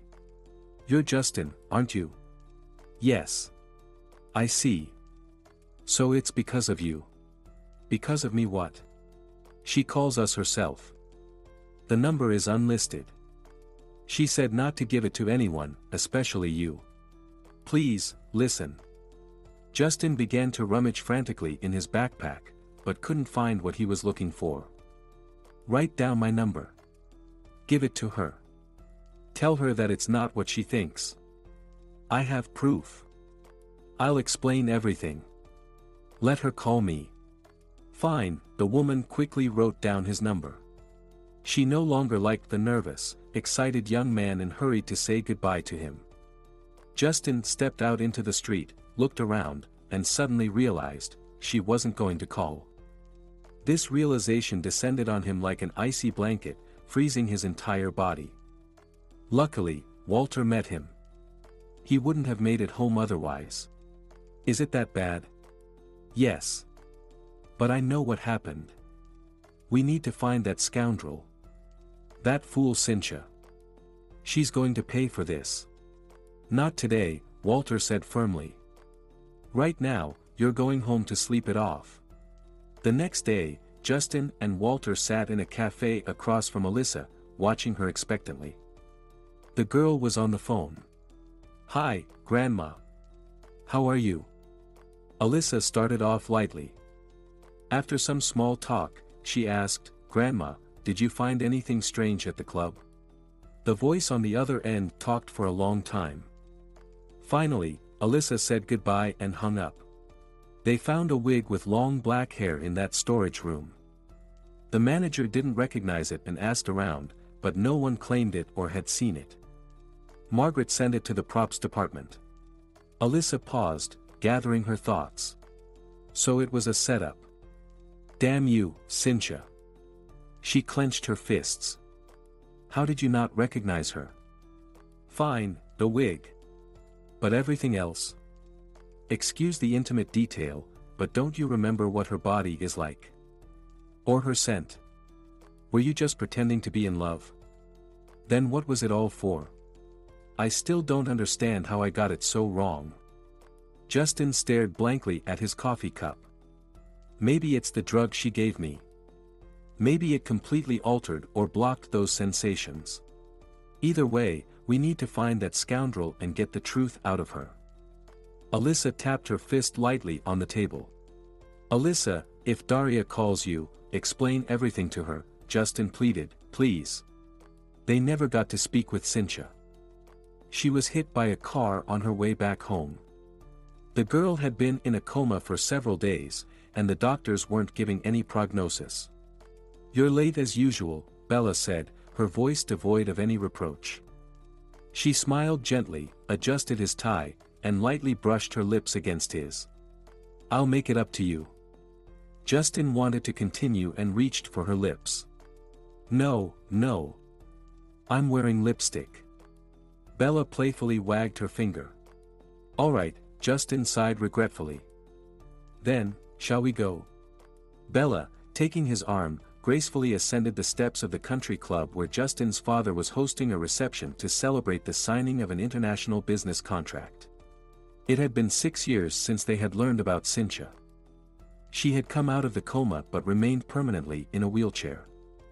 Justin spent 2 years waiting for a call from Daria, but when he met Alyssa, she could only shrug apologetically. Daria did call, but whenever Alyssa tried to discuss Justin, she would hang up. Another 2 years were spent trying to forget her. After completing his studies, Justin went on an internship in Europe. He then joined his father's firm, becoming a leading programmer and one of the deputies. Work helped him not to think about Daria. The band was over. Justin immersed himself in new projects. Walter shifted his focus to promoting other music groups, married Alyssa, and had 2 children. They occasionally reminisced about their music and performed together during rare holiday gatherings. At one such gathering, Justin met Bella. She approached their group after they had performed a song with Walter and stopped to drink. They were at a country resort, where several other groups were also staying. Soon, more people joined them, but Justin only remembered Bella. She reminded him of Daria, stirring a pang of pain in his heart. They exchanged phone numbers, and a week later, Justin called her and invited her to a movie. That same evening, they became lovers. Bella was as delicate and tender as Daria. Her black, slightly curly hair fell on his chest, reminding him of the time when he was happy. Her beautiful, expressive eyes gazed at him with tenderness and adoration. They didn't pull him into their depths, but he enjoyed looking into them. Over time, the images of Daria and Bella blended into one, and Justin no longer recalled his agonizing and unhappy love every time. Today, as they climbed the steps, Justin suddenly realized it was time to forget the past. To erase Daria from his mind and propose to Bella. Tomorrow, I'll invite her to a restaurant and do everything in the best romantic traditions, the young man decided with a smile. The reception was going according to plan. Ladies in diamonds and couture dresses dazzled with their enchanting smiles, while the men matched them with wide smiles and expensive outfits. Justin was introduced to several high-ranking officials and then left to his own devices. He moved from group to group, exchanging polite greetings and brief phrases, dreaming only of one thing, to quickly grab Bella's hand and take her home from the reception. He searched the room for Bella. There she was, chatting animatedly with some acquaintances. Her father was one of the politicians Justin had been introduced to, so she felt comfortable at such events. Unlike Justin, who found these receptions tiresome, Bella enjoyed them. Justin didn't mind. He realized he managed to endure these events only because of her. If she had tried to force a smile like Justin, they would have left these gatherings before they even began. And that was something they couldn't afford, as it would seem rude. Justin picked up a glass of champagne and raised it, smiling at Bella. She did the same in return. The young man made his way across the ballroom to a large terrace with steps leading down to a garden right behind the building. He approached the railing and looked around. Guests were already strolling along the garden paths, some in pairs, some alone, and some in small groups. It wouldn't be too bad to lure Bella into the bushes and make this boring evening a bit more interesting. Justin thought with a smirk. His gaze settled on a girl walking alone along one of the garden paths into the depths of the garden. For a moment, he thought he saw a ghost. No. That couldn't be. Justin quickly ran down the steps, tossing aside his glass, and chased after the girl. He needed to make sure it wasn't her. The girl turned a corner, and he lost sight of her. Cursing under his breath, Justin peered into the darkness among the trees. There were no lights in this part of the garden, or they hadn't been turned on. Determined, he pressed forward, glancing back frequently. There she was. The girl had stopped on a bridge over a small artificial stream and was leaning over to look at something in it. Justin approached her and stopped, unable to believe his eyes. "I don't like these social events," a familiar and painfully beloved voice said, "but I have to attend them." She turned to the person beside her with a smile, and then, staggering slightly, breathed out. "Justin." He caught her and held her close. His heart, on the verge of bursting from his chest, pounded in sync with her body. Reality seemed to lose its significance. She embraced him, and his lips found hers. Breathing heavily, they pulled away from each other. Distant, cheerful voices could be heard, but on that small bridge, they were completely alone. "What are you doing here?" Justin asked, tucking a stray strand of hair from Daria's disheveled hairstyle. "Business, I suppose, like you. My father organized this reception." "But what about you? Why are you here?" "I'm a translator for one of the companies with which you signed the contract." "It's the company." "Daria. What are we talking about?" Justin interrupted her. "All these years, I've thought about you, missed you, dreamed of you, been angry. And now we're talking about business." "You're right," Daria said with a tender smile. "Let's run away. Our outfits are already far from perfect anyway. But how will we explain it? The formal part is long over. No one cares about business anymore. And alcohol will take care of everything else." Hand in hand, they began to search for a secluded exit from the garden. At that moment, Justin's phone rang in his pocket. "Dad. I need to leave urgently," the young man said quickly into the phone before hanging up. Fortunately, Justin had arrived late, and all the nearby parking spots were taken. He had to park far from the building, which now worked in their favor. They quietly got into the car and drove towards the city. "I still can't believe it's really you." Justin gently kissed Daria's neck. "Why did you do this to me? Why didn't you give me a chance to explain?" Once they were in his apartment, they forgot everything in the world except for their love and passion. "I didn't want to listen to you even now. But I didn't expect to meet you here. It was so unexpected. And I forgot everything, Daria said, rubbing her cheek against his stubble. It was as if we had just parted yesterday and nothing bad had happened. Daria, nothing bad did happen. It was a cruel setup. Despicable and ruthless. Justin raised his voice, and to calm him, Daria brought a glass of wine to his lips. I found out too late. Daria, my love. It's never too late. We can fix everything, we can get it all back. Daria looked at him sadly and shook her head. Justin. I know you're not alone. And I'm married. What we're doing now is betrayal of our current relationships. Justin downed his glass in one go and looked at her with pain in his eyes. I can't lose you again. Daria. Do you understand? I can't. She traced her hand across his face. He caught her and began to kiss her. That night became both a torment and bliss, happiness and unbearable sorrow. In the morning, as he prepared breakfast, Justin was consumed with thoughts on how to resolve everything. He would break up with Bella. Daria could leave her husband. They would make up for these separations. How exactly, Justin didn't know, but they would make up for it. And be together.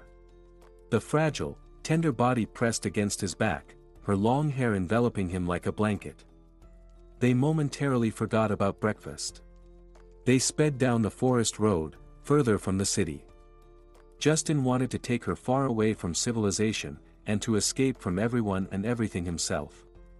Daria was not opposed. He knew they would be found in his apartment, as they would be in any other place. They needed to hide, to retreat. At least for a while. Time they did not have. Daria laughed, saying they were undercover spies going into hiding. He didn't care. All he needed was for her to be with him. Right after breakfast, the phone calls began. Daria's boss and Justin's father called, as well as a confused Bella. They made up some excuses and left the city. You're like a figment of my imagination, Justin said, kissing her shoulder as they lay on a large, thick blanket, satiated by each other and watching wild ducks swimming in an unknown forest lake. As soon as you appeared, I felt like the whole world was unnecessary. Well, actually, it is very necessary, but it has become a manifestation of you. If you knew how I suffered without you, how I longed to be with you. But then, jealousy closed everything off, my mind and any feelings. I only wanted one thing, to kill you. That's why I left. And your husband. How did he come into the picture? As soon as I arrived in Vietnam. I started working as a volunteer for a charity organization. He turned out to be its patron. He courted me for a long time. And I gave in. The loneliness that I hoped would go away when I began helping people didn't disappear. Tao filled the void in my soul. He's truly very good. He loves me, doesn't deny me anything. He didn't want me to work, but just before negotiations, his friend's translator got sick, so Tao allowed me to replace him. Daria smiled. If he had known what would come of it, he wouldn't have let me go anywhere. I won't let you go anywhere either. Daria lowered her eyes and didn't answer. They returned the next evening. They prepared a light dinner and turned on a romantic movie. But they never watched it. Justin woke up to the feeling of someone's gaze. Bella was standing right by his bed, quietly watching him. Who is she? Bella asked. Justin glanced at the place where Daria should have been sleeping but saw no one. Looking around the room, he realized that her things were gone too. Where is she? He asked, getting out of bed. And how did you get in here? You gave me the keys. Did you forget? Bella wasn't at all embarrassed by Justin's nakedness. Judging by this, she left. Bella handed him a sheet of paper with just a few words. Sorry. You are the best thing that happened in my life. But I can't. Justin sat on the bed and buried his face in the sheet of paper. You didn't tell me you had a woman you loved, Bella said as she sat down beside him. Because I erased her from my life. I thought I would never see her again. And then she suddenly appeared. And now she's gone again, Bella said, getting up from the bed and handing Justin the keys. Well, I suppose I'll leave too. Justin nodded and said. I'm sorry things turned out this way. The front door slammed shut. His first impulse was to run after Daria no matter what. But remembering his first chase after her, he reconsidered. It wouldn't lead to anything. If she decided to leave, then let her go. He wasn't the same person he was a few years ago. Instead, Justin took a shower, got dressed, and went to work. Oh my God! Will these little troublemakers ever calm down? Walter pleaded with his wife, but Alyssa just smiled and shook her head. Why didn't I listen to her? We could have been relaxing peacefully together. No, I had to play the caring father. They'd be annoying their grandmothers right now, and everyone would be happy. Justin smiled and took a sip from his glass. When they had discussed having a third child, they hadn't expected to end up with two. Two restless boys who required constant supervision.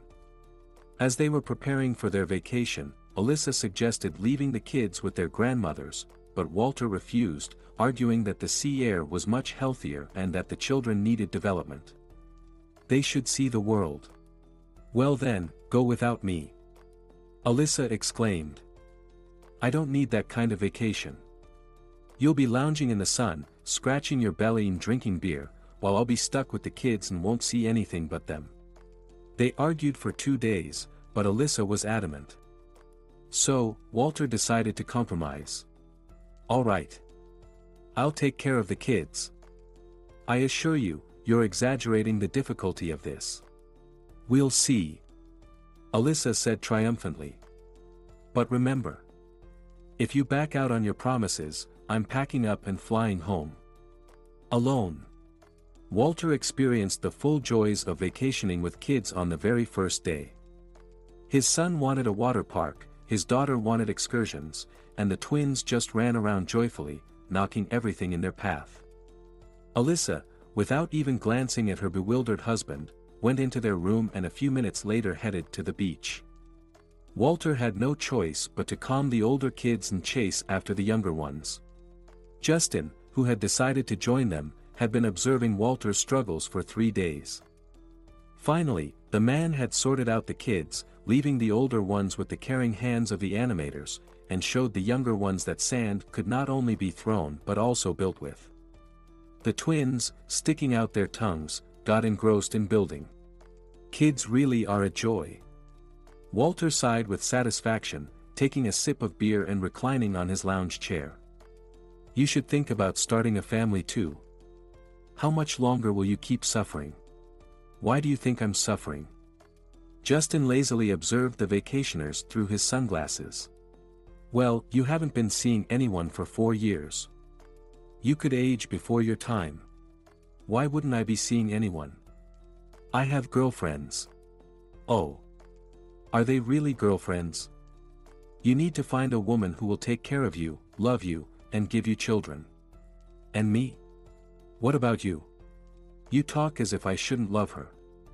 But how will she live with me if I don't love her? Then learn to love her. That's just it, I can't. Can't or won't. Or maybe you're still hoping she'll come back to you. I'm not hoping for anything. Justin suddenly got angry. He knew his friend was right, and deep down, he was still hoping for a reunion. I'm going for a swim. He entered the sea and began slicing through the water with strong, precise strokes. As he reached the buoy and was about to turn around, he suddenly heard. Hi. He saw large blue eyes looking at him. The girl was holding onto the buoy and smiling at Justin. Can you help me? She asked. The question brought Justin back to reality. The girl looked so much like Daria. But it wasn't her. What happened? He asked. It seems I overestimated my strength and now can't get back to shore. I'm very tired from swimming here. Justin woke up to the noise and smiled. Catherine was clattering pots and pans in the kitchen. She loved cooking just as much as eating, but, to everyone's surprise, she remained as delicate as ever. With her presence, Justin's kitchen had accumulated so many different kinds of cookware that he didn't even know what was for what. Every time Catherine stayed over, she brought new kitchen gadgets. She didn't like going to restaurants but adored hosting guests and cooking for them herself. Every time after dinner with Catherine and Justin, Walter would lean back in his chair and, while the women cleared the dishes, tell Justin, "Justin, take that girl and propose to her before she realizes you're not her type. Have kids, and then you'll live the rest of your life as a happy man." "Walter, you're getting old." Justin replied with a smile. "Your only dream now is to eat. And you're only 32. "Well, what else do you need?" his friend responded, unoffended. "I have a beloved woman, wonderful children. I recommend the same for you." Justin went to the kitchen and caught Catherine, giving her a tender kiss. "You keep bringing me all this kitchen stuff, but you can't seem to bring a bathrobe." Justin's hands slipped under his shirt, which was draped over her bare body. "Why would I?" Catherine grinned playfully. "I'm quite comfortable in your shirts. And I prefer you without them," Justin said, lifting her into his arms and carrying her to the bedroom. "My pie," she exclaimed, not resisting too much. "We'll be quick," he whispered. When he had come out of the sea with her 2 years ago, even Alyssa was stunned. Catherine looked so much like Daria. The same eyes, the same figure, the same hair. They would have kept staring if Catherine hadn't extended her hand and said, "Hi. I'm Catherine." To everyone's surprise, it turned out that Catherine was from their town, which allowed her and Justin to continue their vacation romance once they were back home. Catherine was 10 years younger than him, but they didn't mind. She was in college and rented an apartment with friends. Justin enjoyed courting her. He liked buying her gifts, paying for her purchases, and making love to her. Over time, he realized that her resemblance to Daria was only skin deep. In every other way, she was her complete opposite. The calm and mystery of Daria were replaced in Catherine by openness and cheerfulness. She couldn't sit still, she wanted to be everywhere at once. Justin tried to make her wishes come true, taking her along on business trips and on weekend getaways. As he was dropping her off at college, Justin asked, "How long will you be?" "I only have 3 classes today, so I'll be quick." Catherine replied cheerfully. "And I have a meeting," Justin said thoughtfully, drumming his fingers on the steering wheel. "I'm afraid I'll be late." "Then I'll see you tomorrow." Catherine smiled, quickly kissed him, and hopped out of the car. Turning around, she blew him a kiss and headed for the college doors. He arrived home at midnight. The apartment felt uncomfortably quiet without Catherine. "I need to ask her to move in," Justin decided. After all, why these childish rendezvous? They were adults now, and it was time for Justin to have a woman in his home. He walked over to the tall narrow dresser in the hallway and took out the keys he had once made for Bella. He tossed them in his hand and placed them on the dresser. Tomorrow, he would give them to Catherine. After walking around the apartment for a while, he realized he wouldn't be able to sleep and decided to take a walk to the nearest bar. To his surprise, all the bars in his neighborhood were packed. "Hey, buddy, need a ride?" A man in a leather cap appeared out of nowhere next to Justin. Just out of another crowded bar, Justin looked at him blankly. "What day is it today?" he asked. "Pre-holiday," the man answered without surprise. "Tomorrow's a day off, so everyone's starting the celebration today. Do you know where there are fewer people?" "Sure. Want me to take you?" Justin nodded. The cab driver took him to the outskirts of the city and pointed to a small building that looked more like a garage, but was decorated with garlands. "Don't judge by the outside. Go in. I promise you'll like it," the driver said with a cheerful smile. "And take my business card. Call me when you're heading home." Justin got out of the car and hesitantly approached the building. Inside, it turned out to be a modern and cozy bar with a long counter, several tables, an improvised stage, and a small dance area. Soft music was playing. A pretty blonde was singing something on stage. There were only a few patrons. A few people at the bar, a group of young guys at one table, exchanging glances with a group of similarly young girls, a table with a mixed age, mixed gender group, and in the farthest corner, two girls engrossed in conversation. Justin took a seat at the bar and ordered a drink. Gradually, the noise in the room increased. The young crowd had pushed tables together and was mingling. Some from the mixed age group were already dancing, and the men at the bar were also getting lively, glancing at the girls. Only the two girls sitting in the corner continued talking, completely absorbed in their conversation. "Tomorrow, as soon as I wake up, I'll call Catherine. She should pack her things. I'm tired of coming back to an empty apartment and trying to find something to do to stave off insomnia." Justin decided, ordering another drink. The blonde on stage began singing a slow song, and the dancers quickly paired up and started swaying slowly. But it wasn't this that surprised Justin. The song. It was his song. In a slow version, but it was his. "Tell me a story about love." He stared at the stage in astonishment. Out of the corner of his eye, he noticed that one of the girls in the corner was also intently watching the singer. Without fully understanding why, Justin started heading in that direction. No. Not her. As if sensing his gaze, the girl turned toward him and he stopped 10 feet away, afraid to move closer. Her eyes pulled him in like a magnet. He was afraid to make a move, afraid to rush toward her and cause her pain. "Daria, do you know him?" Megan, surprised by her friend's reaction in the presence of a man, asked. "Yes, Megan. This is Justin, an old friend of mine." "Justin, this is Megan, my friend and business partner." "Oh. Please, sit down, Justin. Will you have a drink with us?" Megan smiled politely. "Thank you." Justin smiled back just as politely, but inside he was seething with anger. How could she just appear out of nowhere like this? "I'd be happy to." Justin signaled the waiter. "What are you doing in our city?" he asked the girls politely. "Oh. We've started a small travel agency, offering tours around our country," Megan began cheerfully. "And your office, I assume, is in this city?" Justin continued, eyeing Daria with a hint of sarcasm. "Why? No." Megan exclaimed, surprised.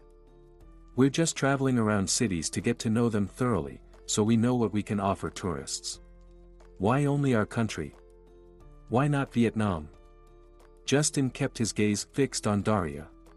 "We decided to start with familiar places." Megan suddenly fell silent. "Daria, what's going on? Why is your friend looking at you like that and speaking in that tone?" "Sorry, Megan," Justin turned to the girl. "It's just a shock.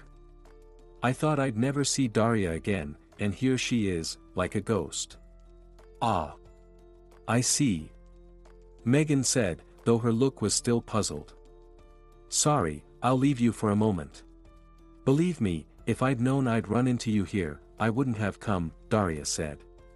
"Why? Don't you want to see me?" "Justin. To be honest, I'm not thrilled about our meeting either." Megan returned. "How long do you plan to stay in this city?"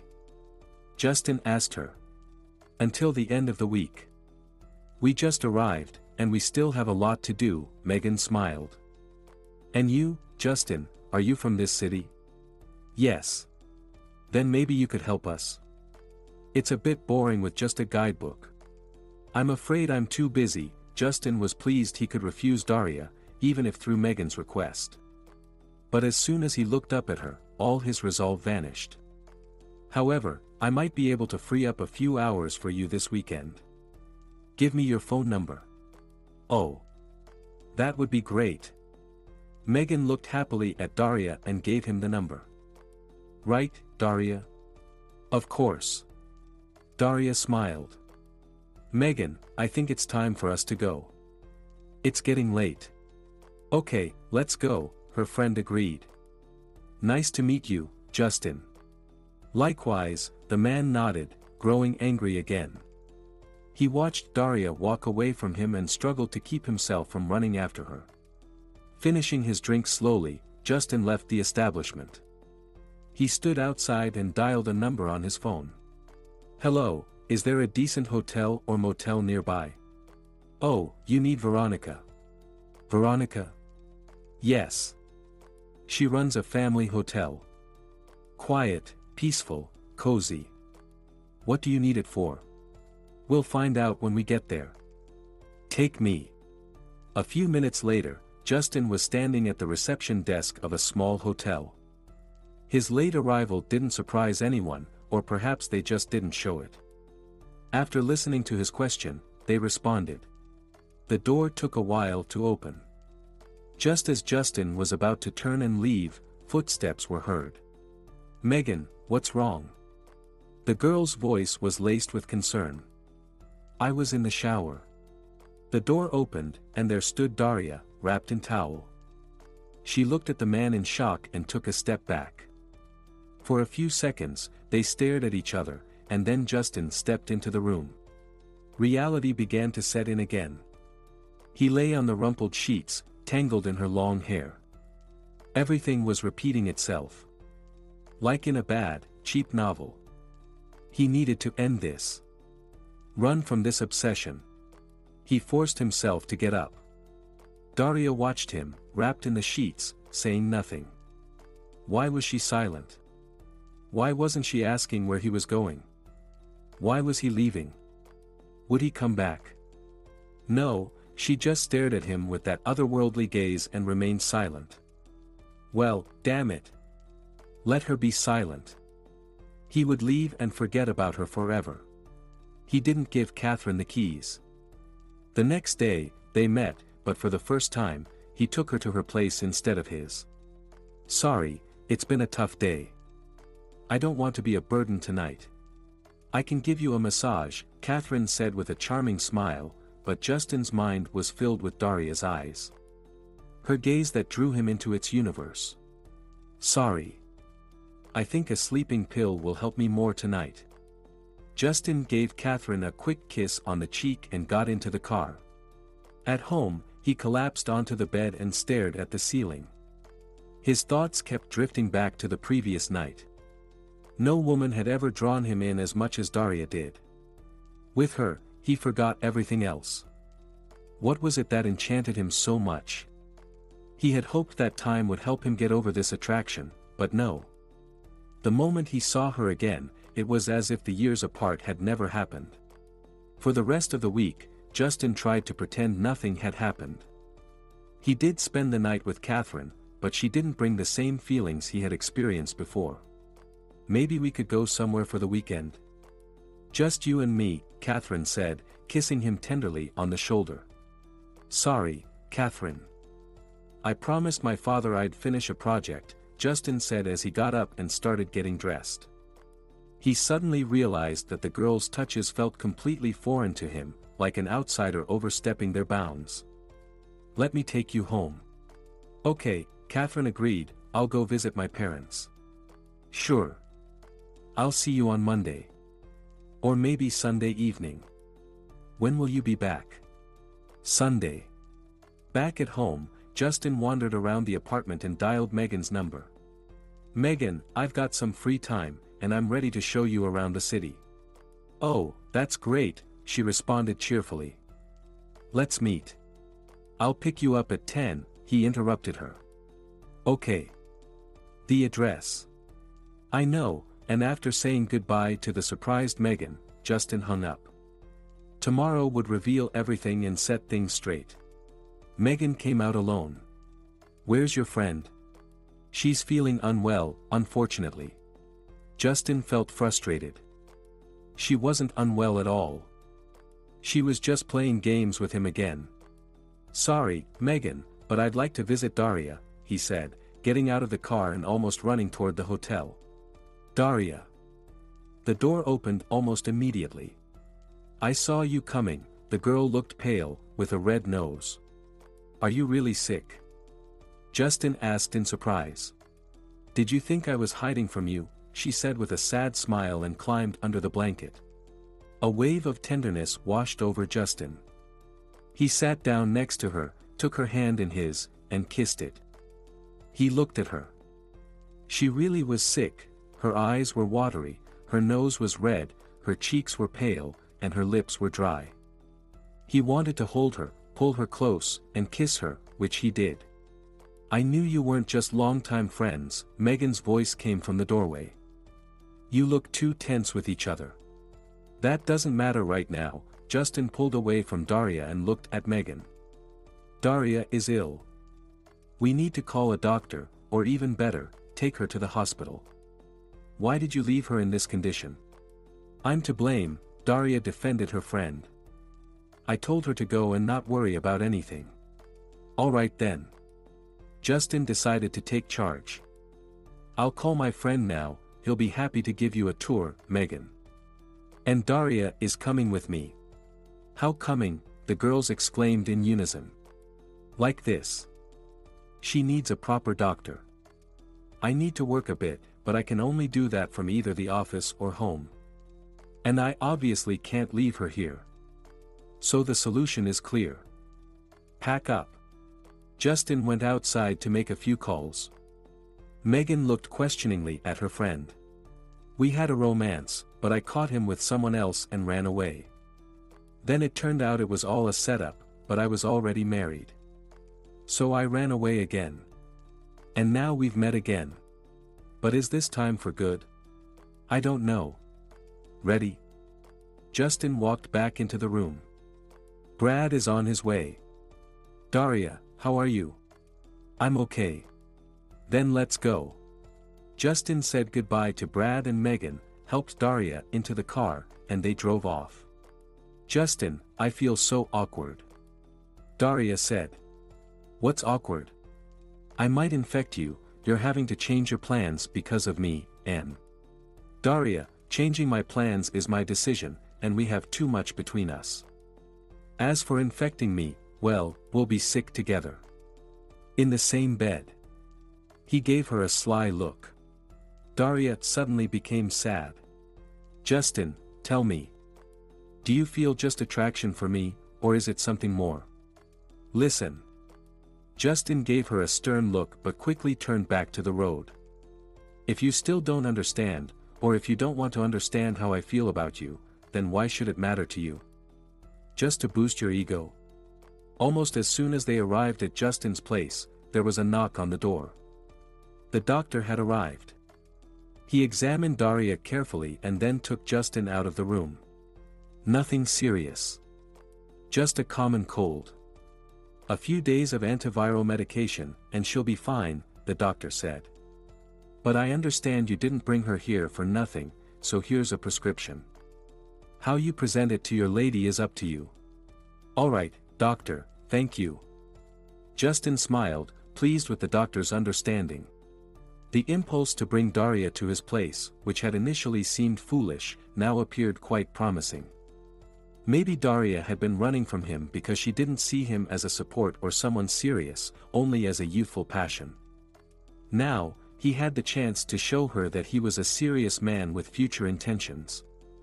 After sending off the doctor, Justin entered the bedroom where Daria was already in pajamas, lying in bed, watching TV. "How are you feeling?" "Like a steamroller ran over me. I'm going to the pharmacy now to get what the doctor prescribed and I'll be back. Do you need anything?" "Water." When he returned, she was asleep. He didn't wake her. He ordered food from a restaurant and sat down to work. His reason for canceling the weekend with Catherine wasn't fabricated, just not as extensive. He worked in complete silence until he heard a moan. Rushing into Daria's room, he found her tossing and turning in bed, moaning. "Daria!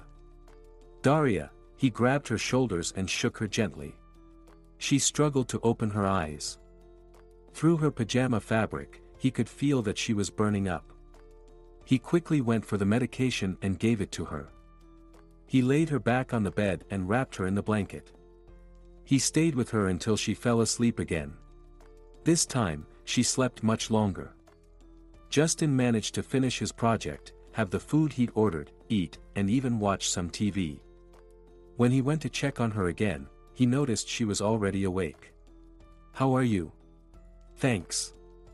Much better. It's just that." "What?" "I'm all damp." Justin looked at her. Indeed, her clothes and hair were wet. "Come on, I'll take you to the shower."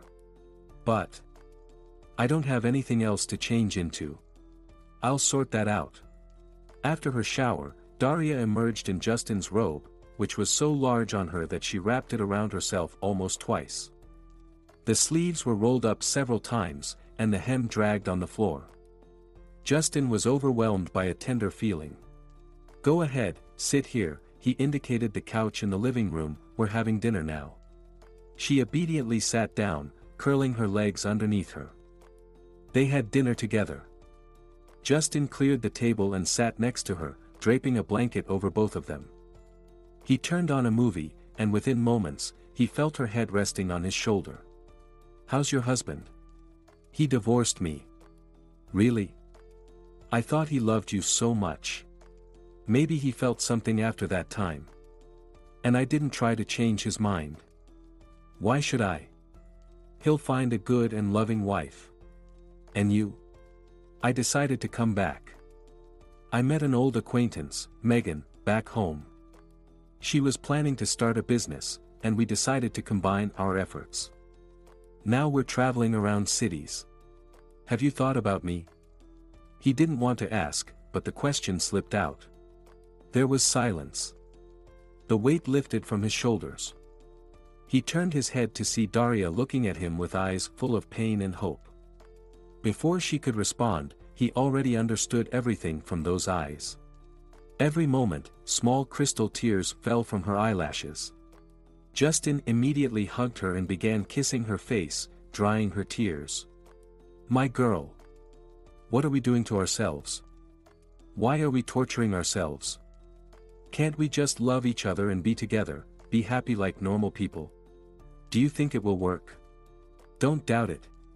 By Sunday evening, Daria was feeling much better, and she suggested Justin take a walk in the park. The walk turned out to be long and romantic. They strolled hand in hand, kissed like teenage lovers, stopped by a cafe for cappuccinos, and continued to walk and kiss. Both were convinced that a long, happy future together awaited them. They slowly returned home, kissing on the doorstep until their moment was interrupted by a knock on the door. "Who's knocking so late?" Justin was surprised and clicked the lock. "Hi, darling." Catherine breezed in so quickly that Justin couldn't react. She kissed him passionately and continued speaking. "I wanted to surprise you. Sorry for coming so late.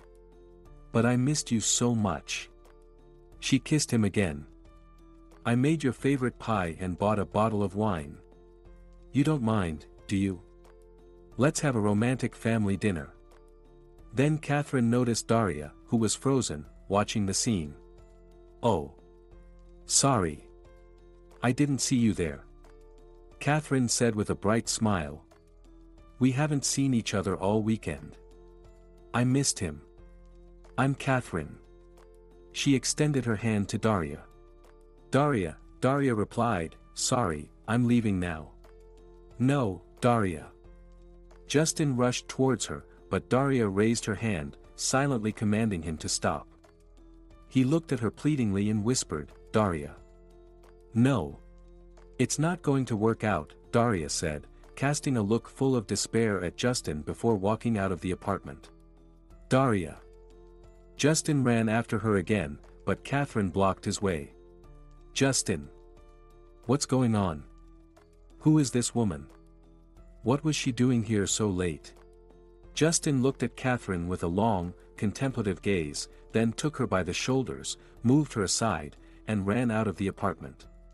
He caught up with Daria at the corner of the building. "Daria. Let me explain everything." "Justin, I already understand everything." It's not about you having a woman. It's about you planning a future with two people at the same time. How did you plan to get out of this? Or did you hope that we'd both stay with you? Daria. I didn't have a chance to tell you everything. Everything happened so suddenly and quickly. And it will end just as quickly. Daria. Let's not start all over again. Agreed. No, Justin. I'm not angry. Maybe it's for the best.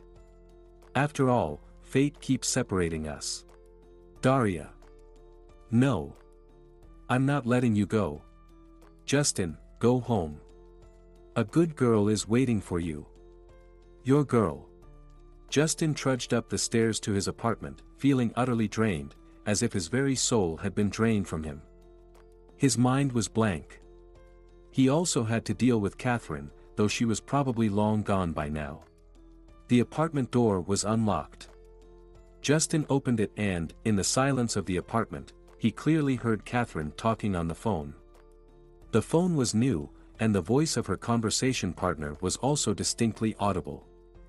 Justin decided not to interrupt and waited for the call to end, using the time to think about how to explain everything to her without causing offense.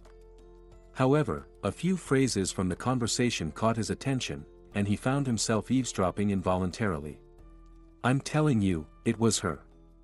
We're practically the same person. Don't I recognize myself? But where did she come from? And at such an inconvenient time? You almost had him. Where should I know? We need to focus on how to fix this now. Was I just pretending to be a lovesick fool for nothing? And he melted the moment he saw her. How do I get him back now? Well, you're a pro at this.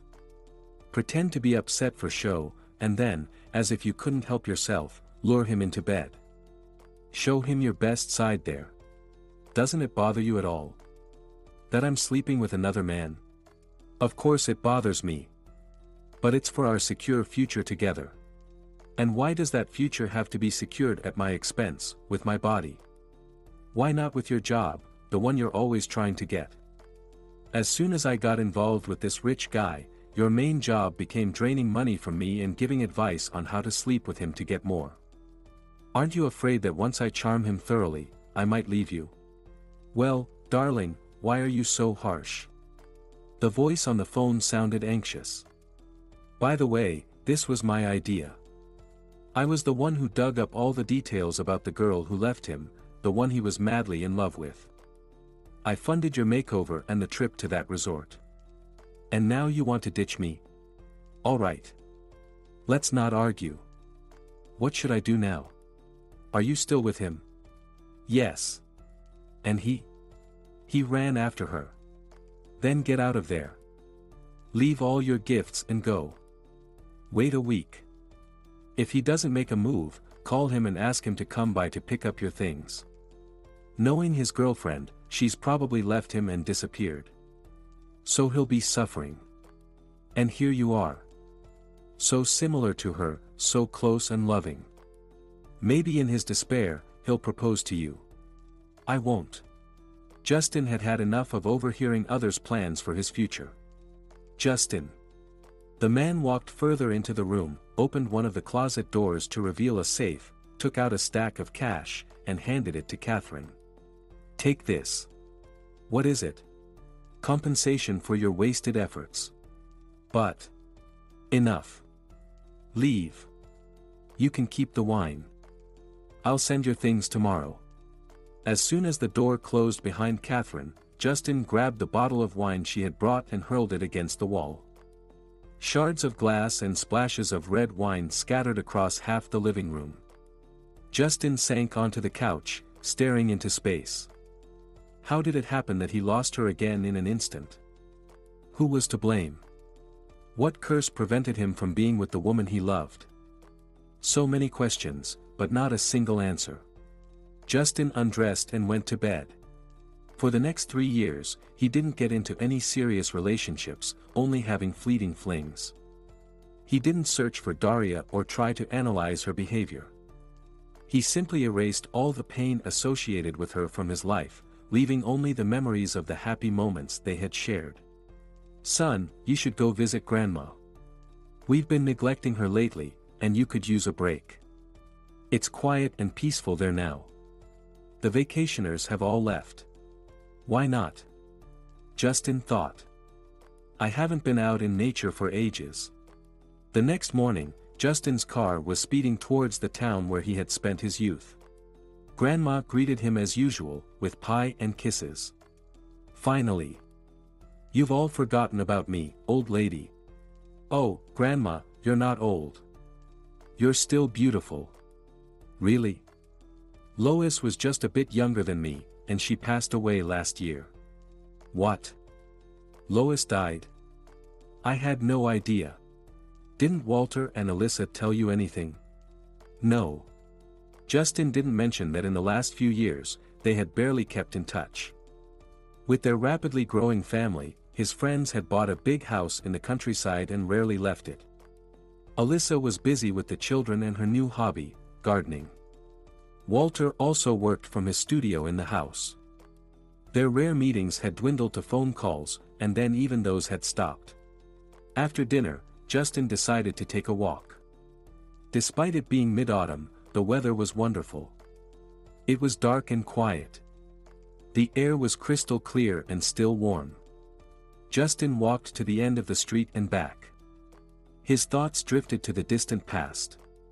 To that carefree summer when he met the one who left a lasting mark on his heart and soul, turning them inside out and leaving a deep wound that could only be forgotten but never healed.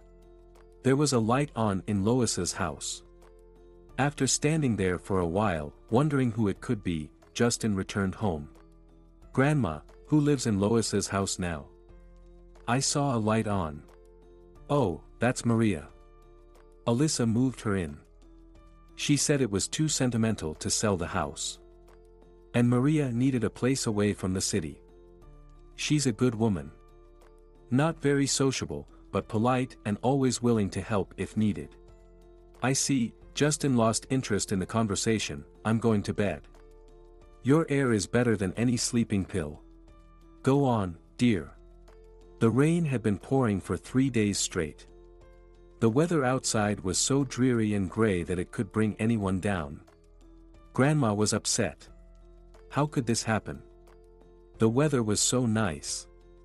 As soon as you arrived, everything turned upside down. It's outrageous. "It's all right, Grandma. It's autumn." Justin, on the other hand, liked this kind of weather. It calmed him, cleared his thoughts, and wrapped him in the warmth of the fireplace and hot tea with pie. Sometimes, Justin would step out onto the porch and watch the raindrops gather into a small stream and flow along the path to the gate. The sound of the trickling water oddly reminded him of children's laughter. Or maybe it actually came from the neighboring houses. The rain stopped as suddenly as it had started. The sun shone again, and a warm breeze began to dry the puddles and mud. Justin didn't want to stay inside anymore. "I'm going for a walk to the lake, Grandma." He found himself on the familiar beach. Memories from the past flooded his mind. There was the girl with the strange gaze of deep blue eyes that seemed bottomless. There they were, a cheerful group of young, carefree people splashing in the lake, playing tag. Who is Justin that he has concerts here in this small town, concerts that people pay money to attend? Daria's voice sounded so real as if she were standing right next to him. Justin glanced around, startled. No one. He shook his head. "I would certainly change a few things, but, some words and chords. Oh, Daria, Daria. How much I would like to change." Justin smiled sadly. And not just the words and chords. Lost in memories, he hadn't realized how far he had walked. Stopping again and looking around, he understood he had reached their spot. He smiled again. He looked up at the sky. It was crystal blue with a bright, blinding sun, just like in summer. The water was probably very cold by now. But, he could try. Justin quickened his pace. Only a 10-foot of bushes separated him from pleasant memories when Justin suddenly heard voices. A child's ringing voice. He was singing. The words of the song made Justin break into a sweat. Tell me a story about love. He pushed through the bushes and, large blue eyes beneath chestnut curls stared at him in fear. In a moment, the child ran to a woman sitting nearby on the sand. Justin couldn't move, his gaze shifting between the child and the woman. No. Not this. Why does she always manage to appear just when his life starts to get back on track and ruin it again? Just at that moment. When everything was finally settled. And here she is. Hello, Justin, the woman finally said. I'm sorry, we'll leave now. Mama. Why? The child's eyes filled with tears. Sorry, Justin, this place belongs to this mister. And we didn't ask if we could play here. So let's ask. The naive child turned to Justin, Mister, can we? But Justin's thoughts were elsewhere. He looked at the boy and realized that this child was a significant factor that could once again throw his life into chaos and turmoil. Mister? Oh, yes. Of course, you can. Besides, this place hasn't been mine alone for a long time. You can play here as much as you want. Yay! The child ran back to his sand construction and enthusiastically resumed playing. Justin looked at the woman. He had almost calmed down, unlike her. Anxiety swirled deep in her eyes. How old is he? 2.5. So, you live in Lois's house? Yes. How long? Almost a year. Why here? It's peaceful, and the climate is milder. Why, Maria? Your grandmother didn't recognize me and misheard, Daria smiled, and I didn't correct her. They were silent for a few minutes, watching little Justin play. Why, Justin? For the first time since their encounter, Justin openly looked into Daria's eyes. She also looked him in the eyes, shrugged, and turned away. Justin, it's time to go. Gather your toys. The three of them walked back to the house. Little Justin ran ahead, chattering away. Justin and Daria walked the whole way in silence. At the house, Justin looked at Daria again and said, I'll come by this evening. We need to discuss a lot. All right, the woman nodded. How was your walk? Grandma met him at the door, getting ready to go to the store. Very productive, Justin replied distantly and headed to his room. Well, rest up, Grandma said, looking after him in surprise. I think you understand that I have every right to see my son, Justin said calmly, looking at the woman. He spent the rest of the day deep in thought and concluded that he wanted this little boy to call him Dad. Even if things hadn't worked out with the mother, a father and son could still have a relationship. Daria just couldn't disappear again. She had a son now. His son. I understand, but... But what? Don't tell him this news right away. Let him get used to you first. All right. Agreed. She walked him to the porch. Justin turned to say goodbye and met her gaze, just as strangely surprised as on the day they met. Good night, Daria said. See you tomorrow, Justin replied, but he couldn't make himself move. The desire to kiss her came so suddenly that he struggled to hold himself back. How do you manage to do this? He asked in a quiet, tense voice, though inside he was ready to shout. What? Appear just when my life starts to get back on track. As soon as I break free from my dependency on you and find peace, you show up and turn everything upside down again. Justin. Her voice was pleading, tears glistening in her eyes. Do you think I do this on purpose? These meetings bring me no joy either. After each one, I feel like dying so I don't have to miss you, want you, or desire you anymore.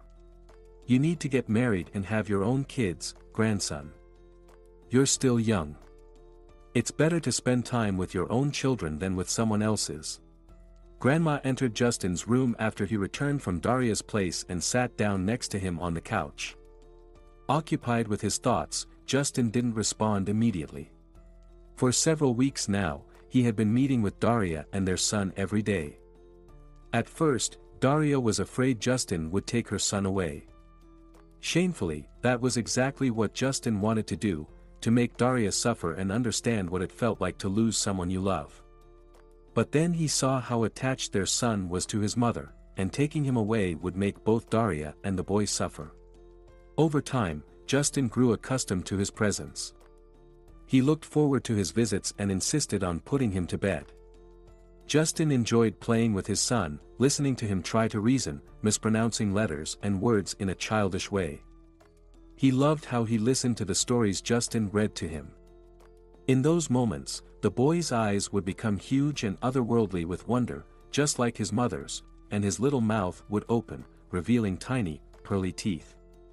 Justin wanted to throw the book aside, hold the boy close, and kiss his chubby cheeks, button nose, tiny hands and feet, and little tummy.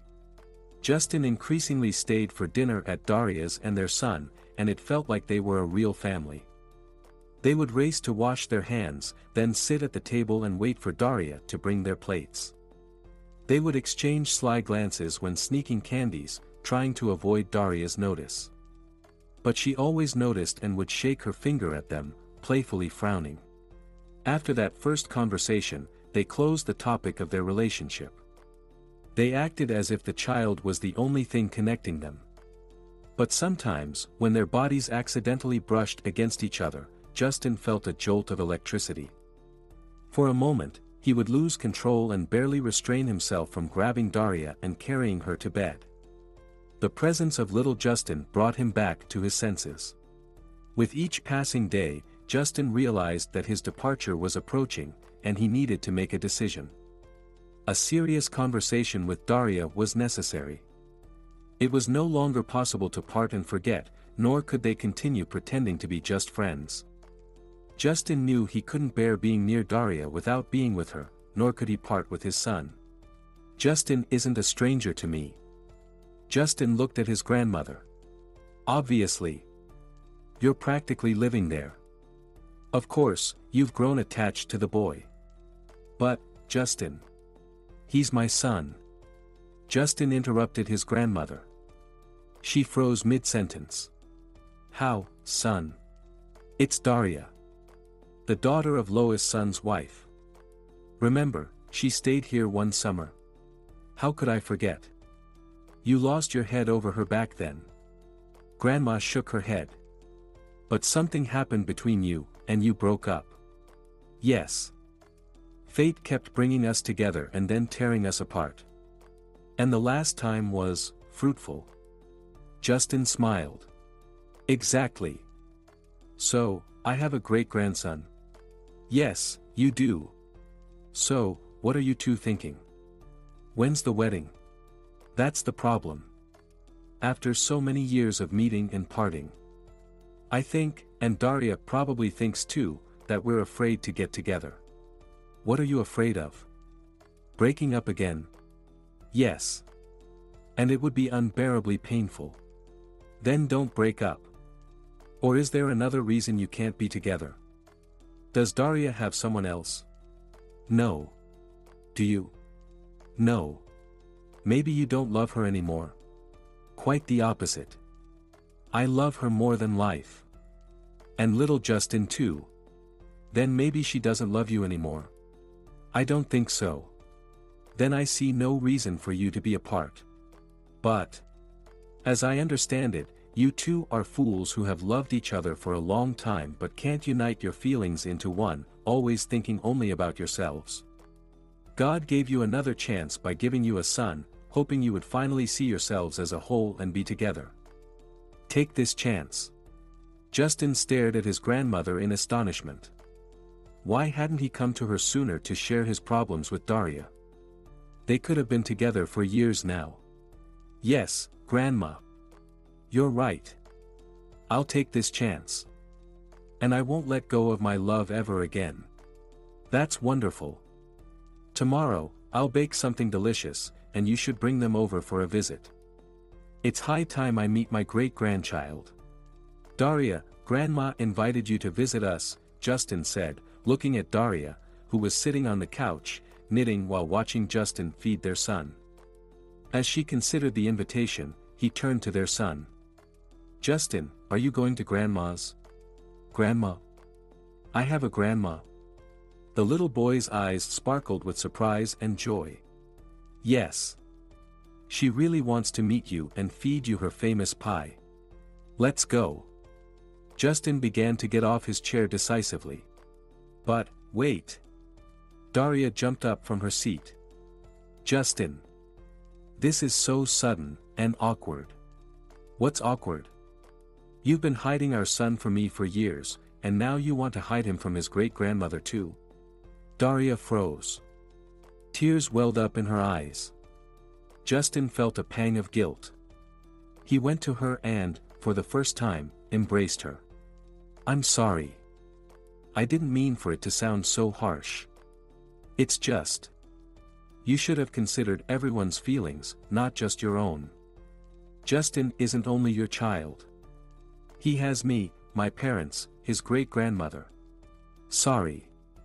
I really did think only about myself," Daria sobbed, burying her face in Justin's shoulder.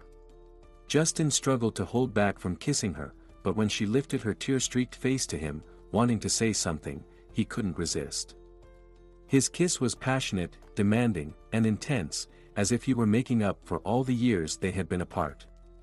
But she didn't push him away, she waited patiently for his fervor to subside. "Are you, my dad?"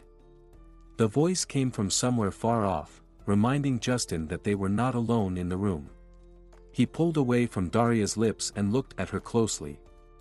She smiled gently at him, as if encouraging him before the upcoming explanation. "Yes, little one." Justin crouched down in front of his son. "I just didn't know how to tell you." "Cool," the little boy exclaimed, hugging his new dad around the neck. "Let's go to Grandma's." Justin picked up his son and stood up. Holding him with one arm, he wiped a tear from Daria's cheek with the other. "You need to wash your face." "Yes. I'll be right back." Daria hurried to the bathroom. "Catch up." Justin called out and headed toward the door. When Daria entered Grandma's house, the place was already lively. Little Justin was eating pie and telling his great-grandmother about how he now had a dad, and they would go for rides in his big car. Grandma discreetly wiped away tears and kept offering the boy more treats. "Daria, come in," she exclaimed when she saw Daria. "I'll get you some tea." Daria sat down in a chair and immediately felt Justin take her hand. They spent the evening together, and when Daria realized it was time for little Justin to go to bed, she found him already asleep, curled up in the large armchair, exhausted from the day's excitement. "Daria. Leave him with me," the elderly woman said. "I promise if he wakes up and asks to go home, I'll bring him back right away. And you stay. I'll make you both an amazing omelet tomorrow." "No, thank you," Daria shook her head. "Justin can stay, of course. But I'll go. I need to light the fireplace, the nights are cold, and the house will be freezing by morning. I'll walk you out," Justin said, coming up to Daria. They went outside together. It had indeed grown very cold. The withered grass was covered with a thick layer of frost. "Do you need help with the firewood?" "No, thank you. I can manage," Daria said with a smile, looking at Justin. He put his hands on her shoulders. "You don't understand. This isn't a polite offer, it's a chance to stay with you." Justin, concern appeared in her eyes. "What's wrong?" I'm afraid of this conversation." Justin shrugged. "Then let's start with something pleasant." Before she could react, his lips were on hers. This kiss was gentle, tender, and loving. Then he lifted her into his arms and carried her inside. The kisses continued, growing more passionate as they went. Her head spun, reality seemed to drift far away, and the whirlwind of passion carried them to another realm. "Daria. I'm not letting you go again. If necessary, I'll tie you to me." She laughed and sat up to look him in the eyes. "I'll tie myself to you," she said, kissing him and whispering, "I love you." He embraced her and began covering her face, neck, and lips with kisses. "I love you too." The whirlwind of passion started to take over again when Justin suddenly stopped and looked into her eyes.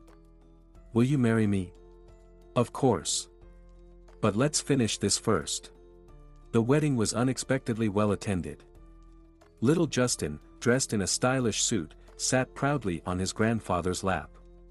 Grandma and great-grandma discreetly wiped away their tears as they watched the couple exchange rings. "At last, you're completely mine," Justin whispered as he kissed Daria. "Fully and completely." "I love you," she replied. 8 months later, the couple welcomed a pair of adorable